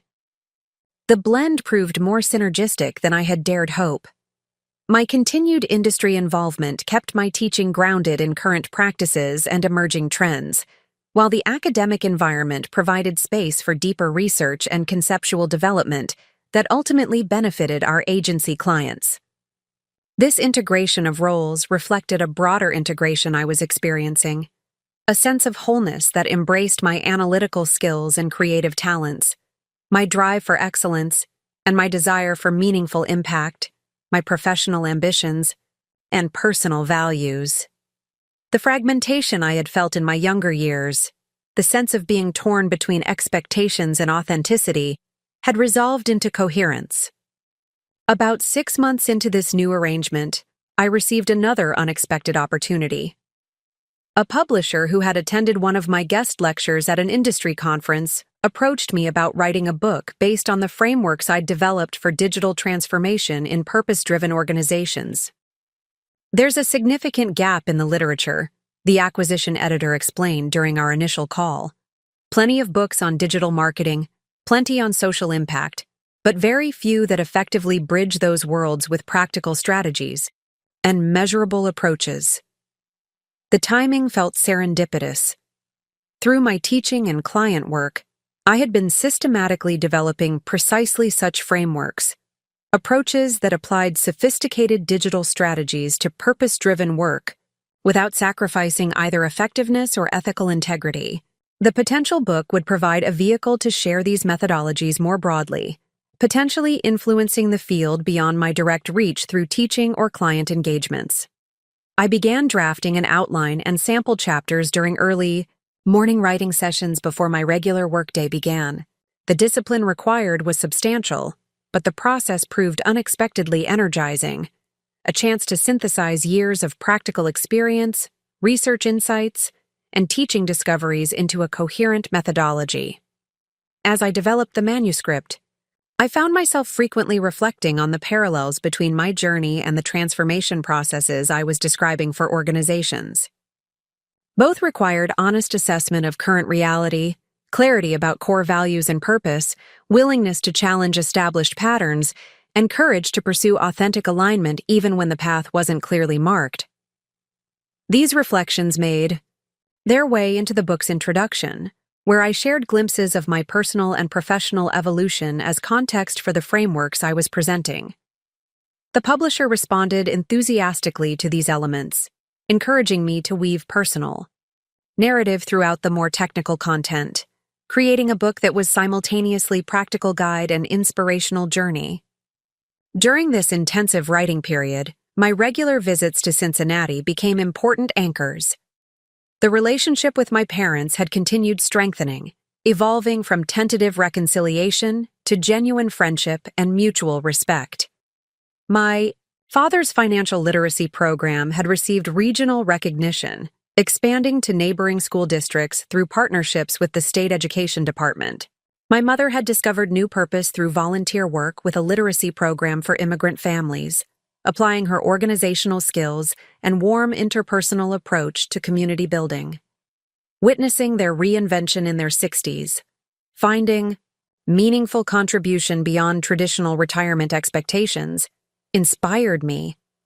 They had moved from defining success through status and accumulation to measuring it through impact and legacy.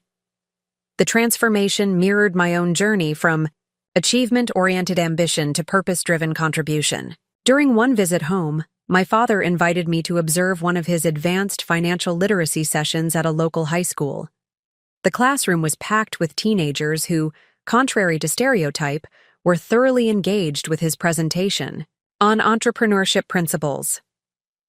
The mutual respect between my father and these students was immediately apparent. He spoke to them as capable future leaders rather than kids to be managed, and they responded with genuine interest and thoughtful questions. Watching him in this environment, animated, patient, simultaneously teaching and learning, I was struck by how different he seemed from the rigid, status-conscious father of my youth. The heart attack and financial crisis had broken something open in him, creating space for authentic reinvention and deeper connection. After the session, several students approached him with follow-up questions or to share ideas for their project-based assignments. He engaged with each one individually, offering encouragement and specific guidance without imposing his perspective. When the last student departed, he turned to me with a questioning look. "What did you think?" "I think you've found your calling," I replied honestly. "They respect you, but more importantly, they feel respected by you. That's rare and valuable." He nodded thoughtfully as we walked toward the parking lot. I keep thinking about all those years in corporate finance, the endless meetings, the political maneuvering, the focus on quarterly numbers. It felt so important then, but looking back, he shook his head. Most of it feels irrelevant now. But this, helping these young people understand financial systems, teaching them to make informed choices, watching them develop confidence, with concepts that intimidated me at their age, this feels consequential. "It is," I assured him. "You're giving them tools that will shape their entire relationship with money and work and value. That's a profound gift." "Funny how life works," he mused as we reached his car. "I spent decades trying to accumulate credentials and titles, and now the work that means most to me comes with no official position or compensation." He paused, then added, "I understand your choices better now, Alexis. Why traditional success? Metrics weren't sufficient for you. Why you questioned the paths we presented as inevitable." His words represented a completion of sorts, full acknowledgement of the validity of my early resistance to conventional definitions of achievement. Not that I needed this validation anymore, but there was healing in having it offered freely. An affirmation of mutual understanding across our different journeys. That evening, as we sat on my parents' back porch after dinner, my mother broached a subject they had been hesitant to discuss since the initial financial crisis. "We have some news," she began, exchanging glances with my father. "We've decided to sell the house." The announcement surprised me, given how adamant they had been about staying in their longtime home during the aftermath of my father's heart attack. "The mortgage is still substantial," my father explained, "and maintaining the property requires more effort and expense than makes sense for just the two of us now. We've found a smaller home in a community closer to downtown, walking distance, to shops and restaurants, lower maintenance requirements, and a significantly reduced monthly payment. It's a lovely townhouse," my mother added. "With a small garden I can manage easily, and the equity from this house will allow us to clear the remaining debt we owe you, with some left over to create a modest emergency fund." The practicality of their decision reflected significant growth, a willingness to adapt to changing circumstances rather than clinging to status symbols or familiar patterns. They were choosing financial health and simplified living over maintaining appearances, or preserving the family home for sentimental reasons. "That sounds like a wise decision," I told them sincerely. "The financial peace of mind alone would make it worthwhile." "There's something else," my father continued. "We want to establish a small foundation with some of the proceeds. Nothing elaborate, just a structured way to support the financial literacy program's expansion. Create an entity that can accept donations, provide modest stipends for instructors expanding to new schools, develop and distribute materials. The vision reflected how deeply committed he had become to this work, not as a retirement hobby, but as a meaningful legacy. He was thinking beyond his personal involvement to create sustainable impact. I could help with that, I offered, setting up the structure, creating digital infrastructure, developing a simple but effective brand presence. It's exactly the kind of project Visionary Impact specializes in. We were hoping you might say that, my mother smiled. We'd want to compensate your team properly, of course. Consider it my contribution to the foundation, I replied, a way to support work I believe in. The conversation shifted to practical planning, timeline for the house sale, structure for the foundation, digital resources needed for program expansion. The ease with which we discussed these matters, financial, practical, aspirational, reflected how completely our relationship had transformed. No power struggles, no unspoken judgments, no competing definitions of success or value, just three adults collaborating on meaningful projects aligned with shared values. Back in New York, energized by this evolving family connection and the progress on my book manuscript, I continued developing both my academic and agency work with renewed clarity. The integration of these professional dimensions felt increasingly natural, the reflective space of academic exploration informing the practical application of client projects, the immediate feedback of industry work, grounding theoretical development in tangible outcomes. My book manuscript progressed steadily, the publisher's early feedback enthusiastic about both the practical frameworks and the personal narrative elements.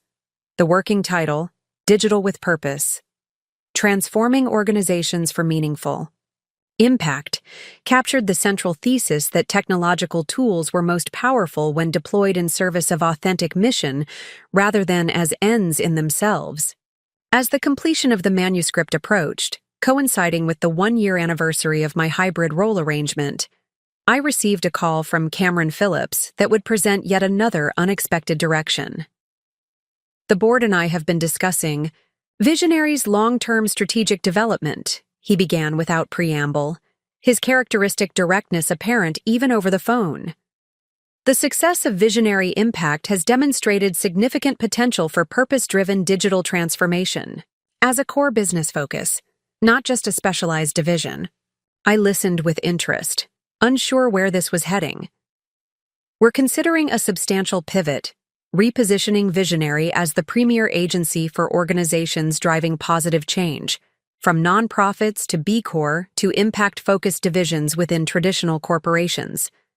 Your division would essentially become our primary business model, with traditional corporate marketing as a secondary focus rather than the reverse.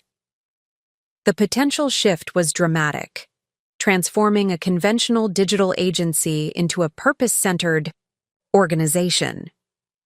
The implications for staffing, client relationships, revenue models, and organizational culture would be far-reaching. That's a significant strategic evolution, I observed. What prompted this consideration? Multiple factors, Cameron replied. Industry differentiation in an increasingly crowded agency landscape, recruitment advantages in attracting top talent who want meaningful work, growing market demand as more organizations prioritize purpose alongside profit. And frankly, the financial performance of your division has demonstrated that purpose-driven work can be economically viable when approached with the right frameworks and expectations. He continued, We'd like you to lead the development of this strategic pivot, not day-to-day implementation. Your academic role remains valuable to us for industry positioning, but the conceptual architecture and transition planning. Essentially, scaling what you've built with Visionary Impact across the entire organization. The proposal represented an extraordinary opportunity to influence an established agency's evolution toward greater purpose alignment, potentially creating ripple effects throughout the industry as competitors observed the shift. It was also a remarkable validation of the approach I'd championed, often against significant skepticism about its viability and scale potential. I'd need to understand more about the board's commitment level and timeline expectations, I responded. This kind of transformation requires deep alignment from leadership through implementation teams. It's not just a repositioning exercise, but a fundamental identity shift. Completely agree, Cameron said. The board is prepared for a multi-year process with appropriate resource allocation. We'd like you to develop a comprehensive transformation roadmap, including philosophical foundations, operational implications, and implementation phases. After our call, I sat at my desk overlooking the Brooklyn streetscape, contemplating this unexpected development. What had begun as a modest pilot program, a small team applying digital expertise to purpose-driven organizations, had demonstrated sufficient success to potentially reshape an entire agency's direction. The vision I had championed was proving not just morally compelling, but commercially viable at scale. The significance wasn't lost on me. This wasn't just professional validation, but affirmation of the underlying values that had driven my initial rebellion against conventional paths. The questioning nature my parents had once found so problematic had become a catalytic force for organizational transformation. The resistance to established norms that had made me the difficult daughter was now recognized as necessary for meaningful innovation. That evening, I called my parents to share the news about Visionary's potential, strategic pivot, and my role in shaping it. Their genuine excitement and understanding of its significance touched me deeply. It's not just a career achievement, my father observed. It's validation of your entire approach to professional contribution. That meaningful impact and business. Success aren't opposing forces, but can be mutually reinforcing when aligned correctly. My mother added, I remember how frustrated we were by your constant questioning, always wanting to understand why things were done certain ways, never satisfied with, that's just how it's done. Now I see that impulse as your greatest strength. You've never accepted artificial limitations or false dichotomies.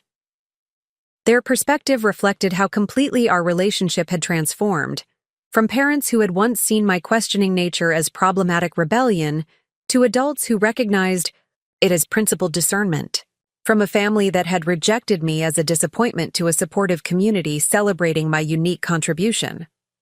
As I contemplated this latest opportunity, helping transform an established organization toward greater purpose alignment, I realized it represented the integration of everything my journey had taught me.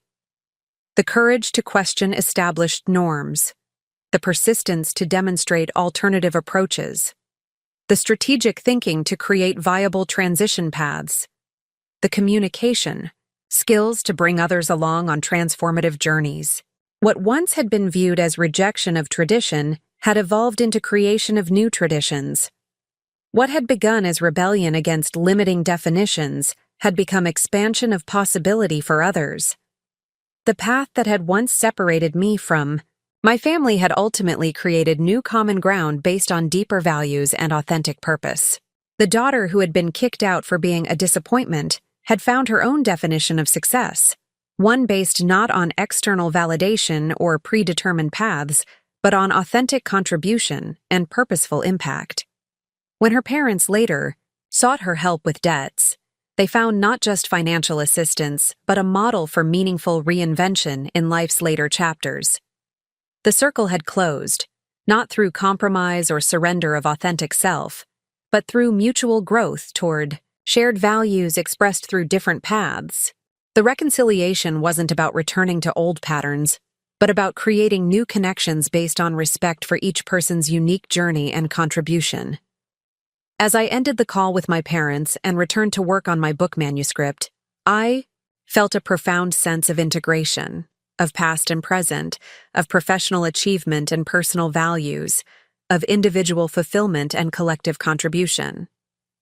The journey from rejection to reconciliation had transformed not just our family relationships, but our individual definitions of purpose, success, and meaningful legacy. The disappointment had become the catalyst. The separation had enabled authentic growth. The crisis had created opening for new connection. The personal transformation had sparked organizational innovation. And the full circle moment had revealed that sometimes the paths we're warned against are precisely the journeys we most need to take, not to prove others wrong, but to discover our unique contribution to a world hungry for authentic purpose and meaningful change. The strategic pivot at Visionary became my central professional focus over the next several months. Transforming an established agency with traditional corporate clients into a purpose-centered organization required both conceptual clarity and practical roadmaps. I assembled a cross-functional team of strategists, creatives, and operational leaders to develop a comprehensive transformation plan, breaking the process into manageable phases with clear objectives and metrics. The work was complex and demanding, requiring careful balancing of commercial viability with authentic purpose, alignment. We needed frameworks for evaluating potential clients against impact criteria, processes for reorienting existing client relationships, staffing models that valued purpose expertise alongside technical skills, and measurement approaches that captured meaningful impact beyond conventional performance metrics. Throughout this intensive planning period, I maintained my teaching responsibilities at Burton College, finding that the academic environment provided valuable space for deeper examination of the principles guiding Visionary's transformation. My graduate students became thoughtful sounding boards, raising important questions and considerations from their diverse professional backgrounds. How will you address the inevitable tension between financial goals and impact priorities when they conflict? Asked Marcus, a mid-career professional transitioning from corporate finance to nonprofit leadership. Even with the best intentions, those pressure points will emerge. His question led to robust classroom discussion about decision frameworks for navigating such tensions, discussions that directly informed the governance models we were developing for Visionary's transformation. The academic context allowed for exploration of nuanced scenarios without the immediate pressure of implementation, creating space for deeper thinking that ultimately strengthened our approach. The manuscript for my book progressed alongside these professional developments, the three streams of work: Visionary's transformation, my teaching role, and the book project, informing and enriching each other in unexpected ways. Concepts developed for the agency's strategic pivot became case studies in the manuscript. Classroom discussions generated frameworks that informed both the book and the transformation strategy. The book's central thesis about purpose-driven digital transformation provided philosophical grounding for the agency's strategic direction. This integration of professional dimensions reflected the personal integration I had achieved, no longer compartmentalizing different aspects of my identity, but experiencing them as complementary expressions of core values and purpose. The fragmentation I had felt in my younger years, torn between external expectations and authentic calling, had resolved into coherence. After 4 months of intensive development, we presented the comprehensive transformation plan to Visionary's board. The strategy outlined a 3-year process for repositioning the agency, beginning with internal culture transformation and capability building, progressing through client portfolio evolution, and culminating in full market repositioning as the premier digital partner for purpose-driven organizations. "This is more thorough and thoughtful than I anticipated," Cameron acknowledged after the presentation, the board members nodding in agreement. "Most importantly, it acknowledges both the challenges and opportunities with equal clarity. We're not approaching this with naive idealism, but with strategic optimism." The board approved the plan with minor modifications, allocating substantial resources for the first phase of implementation. While I would maintain strategic oversight of the transformation, we appointed a dedicated implementation leader to manage day-to-day execution, allowing me to continue my balanced role between Visionary and Burton College. With the transformation plan approved and initial implementation underway, I was able to refocus attention on completing my book manuscript. The The publisher had set an ambitious timeline, aiming for release to coincide with a major industry conference where I had been invited to deliver a keynote address. A perfect platform for introducing the book's core concepts to key audience segments. Writing the final chapters proved unexpectedly emotional. As I articulated the principles and frameworks I had developed through years of practice and refinement, I found myself reflecting on the journey that had led to these insights, the early rebellion against conventional paths, the painful break with family expectations, the professional exploration that had revealed deeper purpose, the reconciliation built on mutual growth and respect. These personal elements became the connective tissue of the manuscript, transforming what might have been a conventional professional text into a more resonant narrative about purpose-driven transformation, both organizational and personal. The editor encouraged this direction, recognizing that the integration of professional frameworks with authentic personal journey created a distinctive, compelling approach. The personal narrative doesn't dilute the practical content. It strengthens it, she observed in her feedback on the final draft. Readers understand that these frameworks emerged from lived experience and tested application, not just theoretical constructs. As the book moved into production, my parents' plans for downsizing and establishing their foundation were progressing simultaneously. They had accepted an offer on their longtime home and purchased the downtown townhouse my mother had described, a decision that represented significant practical and psychological adaptation for two people who had once defined success through traditional suburban homeownership. I flew to Cincinnati for a long weekend to help with the transition, arriving to find their home of 30 years in the chaotic midst of packing and sorting. Boxes filled the living room, labeled for various destinations: new home, donation, children's storage. My mother moved through the chaos with surprising equanimity, making decisions about possessions that once would have carried significant emotional weight. "It's just stuff," she said simply when I commented on her composure. The heart attack changed our perspective on so many things. What matters is that we're creating a lifestyle that works better for us now, more walkable, more connected to community, less focused on maintaining property, and more on meaningful activities. My father was equally philosophical about the downsizing process, though I noticed he became more sentimental when sorting through certain items: photographs, my grandfather's woodworking tools, books that had influenced his thinking at various life stages. "I'm keeping the essentials," he explained as we categorized contents of his home office.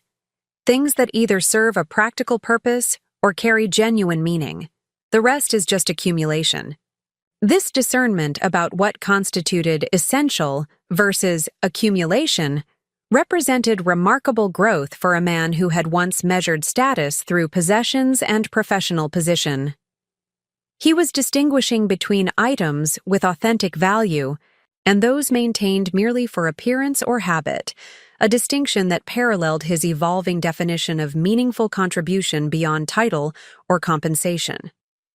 While helping sort family photographs, I discovered a box of memorabilia specifically labeled with my name.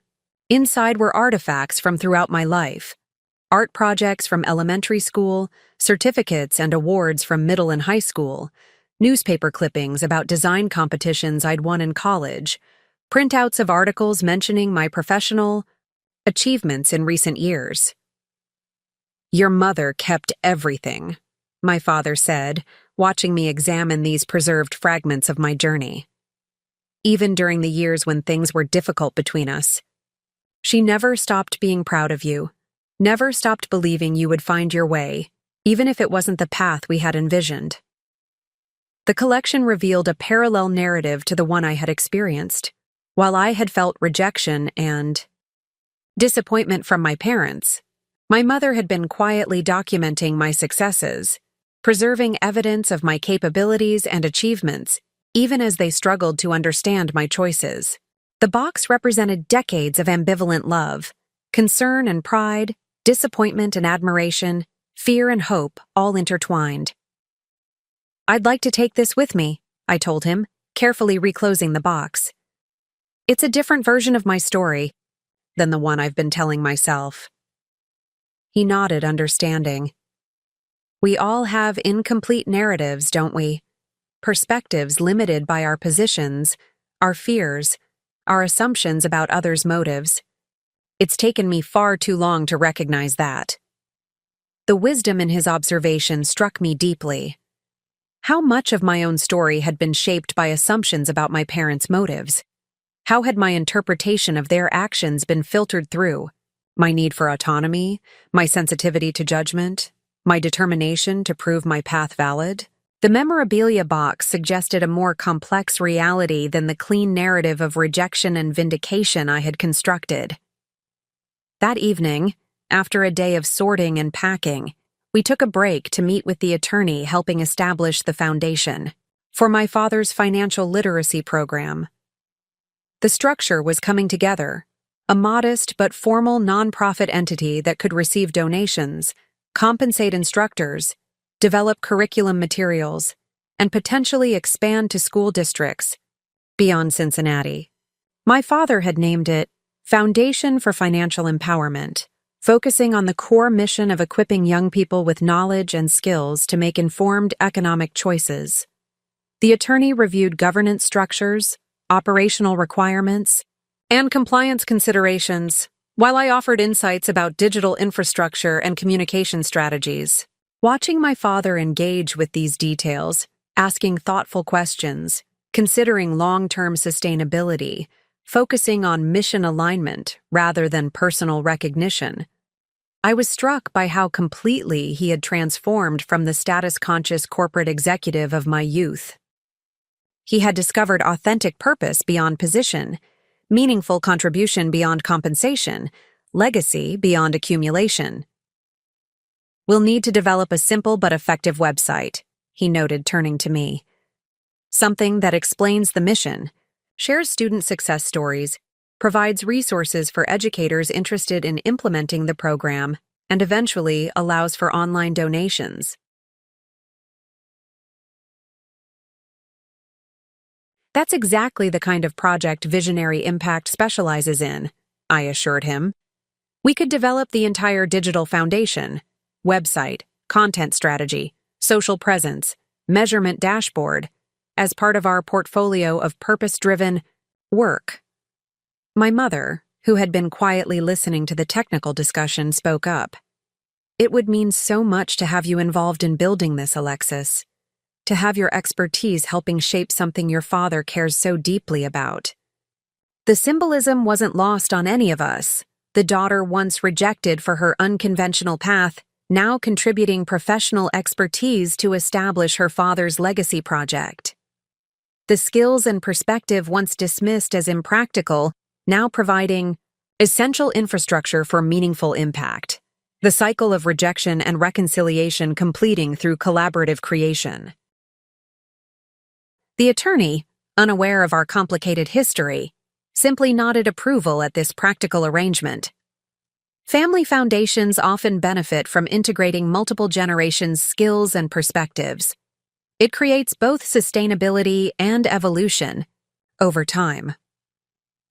On my final evening in Cincinnati, after another day of packing and sorting, my parents and I took a break to have dinner at a small restaurant in the neighborhood where they would soon be living. The area had transformed significantly since my childhood. Once empty storefronts now housed independent businesses, vacant lots converted to community gardens, new residential developments designed for walkability and community interaction. This neighborhood reminds me of parts of Brooklyn, I observed as we walked from the parking area to the restaurant. The scale, the mix of businesses, the sense of community identity. My father nodded agreement. That's part of what attracted us.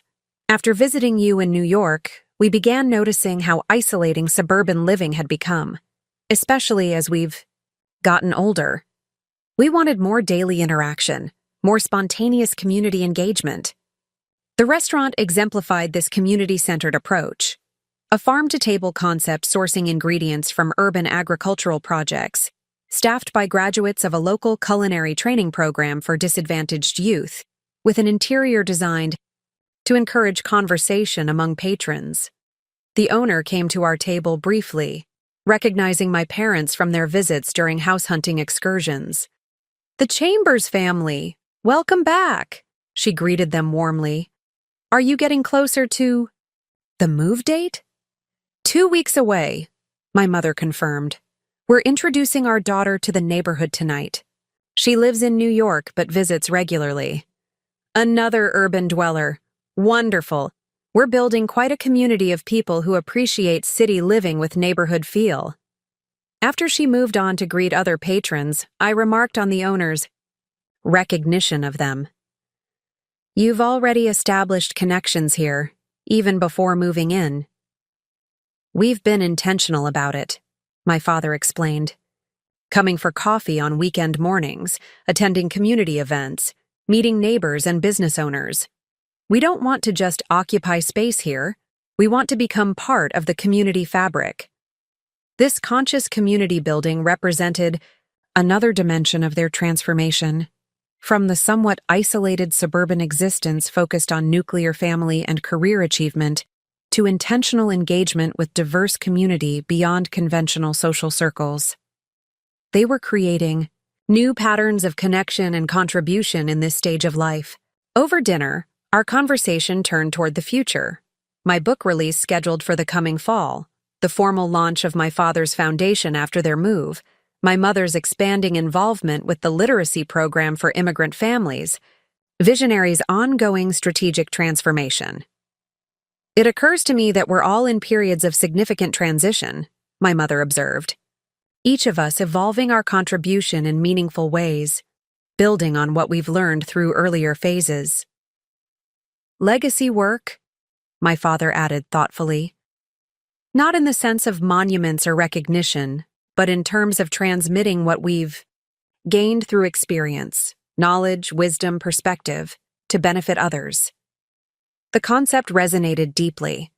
We were each, in our distinct ways, focused on legacy building, creating frameworks, systems, and organizations that would continue generating positive impact beyond our direct involvement. This shared orientation had emerged not through following predetermined paths, but through authentic connection to purpose discovered through lived experience, including conflicts and reconciliations. "I've been thinking about the concept of disappointment," I said, referring back to the painful words that had ended my relationship with my parents years earlier. "It's an interesting term etymologically, literally meaning removed from appointment or discharged from office." My father winced slightly at the reference, but I continued. Being labeled a disappointment felt devastating because it suggested I had failed at an assigned role or purpose. But looking back, that moment of disappointment was actually liberation, freedom from a prescribed role that wasn't authentically mine to fulfill. "I never should have said those words," my father acknowledged quietly. "They reflected my own limitations, not your value or potential." "I know that now," I assured him. "But what's interesting is how that painful moment ultimately freed both of us to discover more authentic purposes. Being discharged from the appointed role of successful daughter, as defined by your parameters, allowed me to find meaningful work aligned with my actual skills and values. And eventually, your own disappointment from corporate identity through health crisis and financial challenges opened space for you to discover more meaningful contribution." My mother reached across the table to take my hand. "It's remarkable how the moments that seem most devastating can sometimes be catalysts for the most significant growth, isn't it? Not that the pain isn't real, but that transformation can emerge from it when we remain open to continued evolution." Her perspective captured the essence of our family's journey, not a simple story of rejection and reconciliation, but a complex narrative of individual and collective transformation through conflict, separation, crisis, and reconnection. We had each been disappointed from prescribed roles and expectations, creating space for more authentic identity and contribution to emerge. Back in New York, I carried this deeper understanding into the completion of my book project. The final chapter, focused on legacy and sustainable impact, incorporated insights from these conversations with my parents, perspectives on how organizational transformation parallels personal evolution, how letting go of established identity creates space for authentic purpose, how legacy emerges through transmission of wisdom rather than accumulation of recognition. The book moved through final editing and production phases, scheduled for release in early October to coincide with the industry conference where I would deliver the keynote address. Early reviews from industry leaders who received advance copies were overwhelmingly positive, particularly noting the integration of practical frameworks with authentic personal narrative. "This isn't just another digital strategy book," wrote one prominent reviewer. "It's a roadmap for meaningful transformation that acknowledges the human dimensions of organizational change, the resistance to letting go of established patterns, the vulnerability of authentic purpose exploration, the integration of professional expertise with personal values." Chambers has created a unique contribution that will serve as an essential guide for leaders navigating digital transformation with purpose at the center. As publication approached, my parents completed their move to the downtown townhouse, donating or selling much of their accumulated possessions and creating a simpler, more intentional living environment. The foundation achieved formal nonprofit status, with initial funding from the proceeds of their home sale, supplemented by several local business leaders who recognized the value of financial literacy education. The digital infrastructure for the foundation became Visionary Impact's most recent project, with our team developing a comprehensive online presence that reflected the program's mission and impact while providing practical resources for students, educators, and potential supporters. The project exemplified the kind of purpose-driven work that would become Visionary's primary focus through the strategic transformation. Working on this project for my father's foundation brought our personal and professional reconciliation full circle. The digital skills he had once dismissed as impractical were now essential to establishing his legacy initiative. The career path he had once feared would lead to financial instability was now creating sustainable infrastructure for financial education. The daughter once labeled a disappointment was now a respected partner in building meaningful impact. The foundation's official launch coincided with the beginning of the school year, marked by a modest ceremony at the high school where my father had first begun teaching financial literacy classes. Local education officials, business leaders, and media representatives attended, along with students who had benefited from the program during its pilot phases. I flew to Cincinnati for the event, watching with pride as my father addressed the gathered community. His remarks were humble yet purposeful, focused on the students rather than his own journey or contribution. "Financial knowledge is a form of power," he told the assembled group. "Understanding how money works, how to earn it ethically, manage it wisely, invest it strategically, and share it meaningfully, creates freedom to build the life you truly want rather than the one dictated by economic necessity or consumer pressure." He continued, "My generation often measured success through accumulation and status. What I've learned, partly through my own mistakes and partly through watching these remarkable young people engage with these concepts, is that true financial empowerment isn't about gathering the most resources, but about aligning economic decisions with authentic values and purpose." His evolution was evident in every aspect of his presentation, from the content focusing on empowerment rather than conformity to his relaxed, authentic delivery style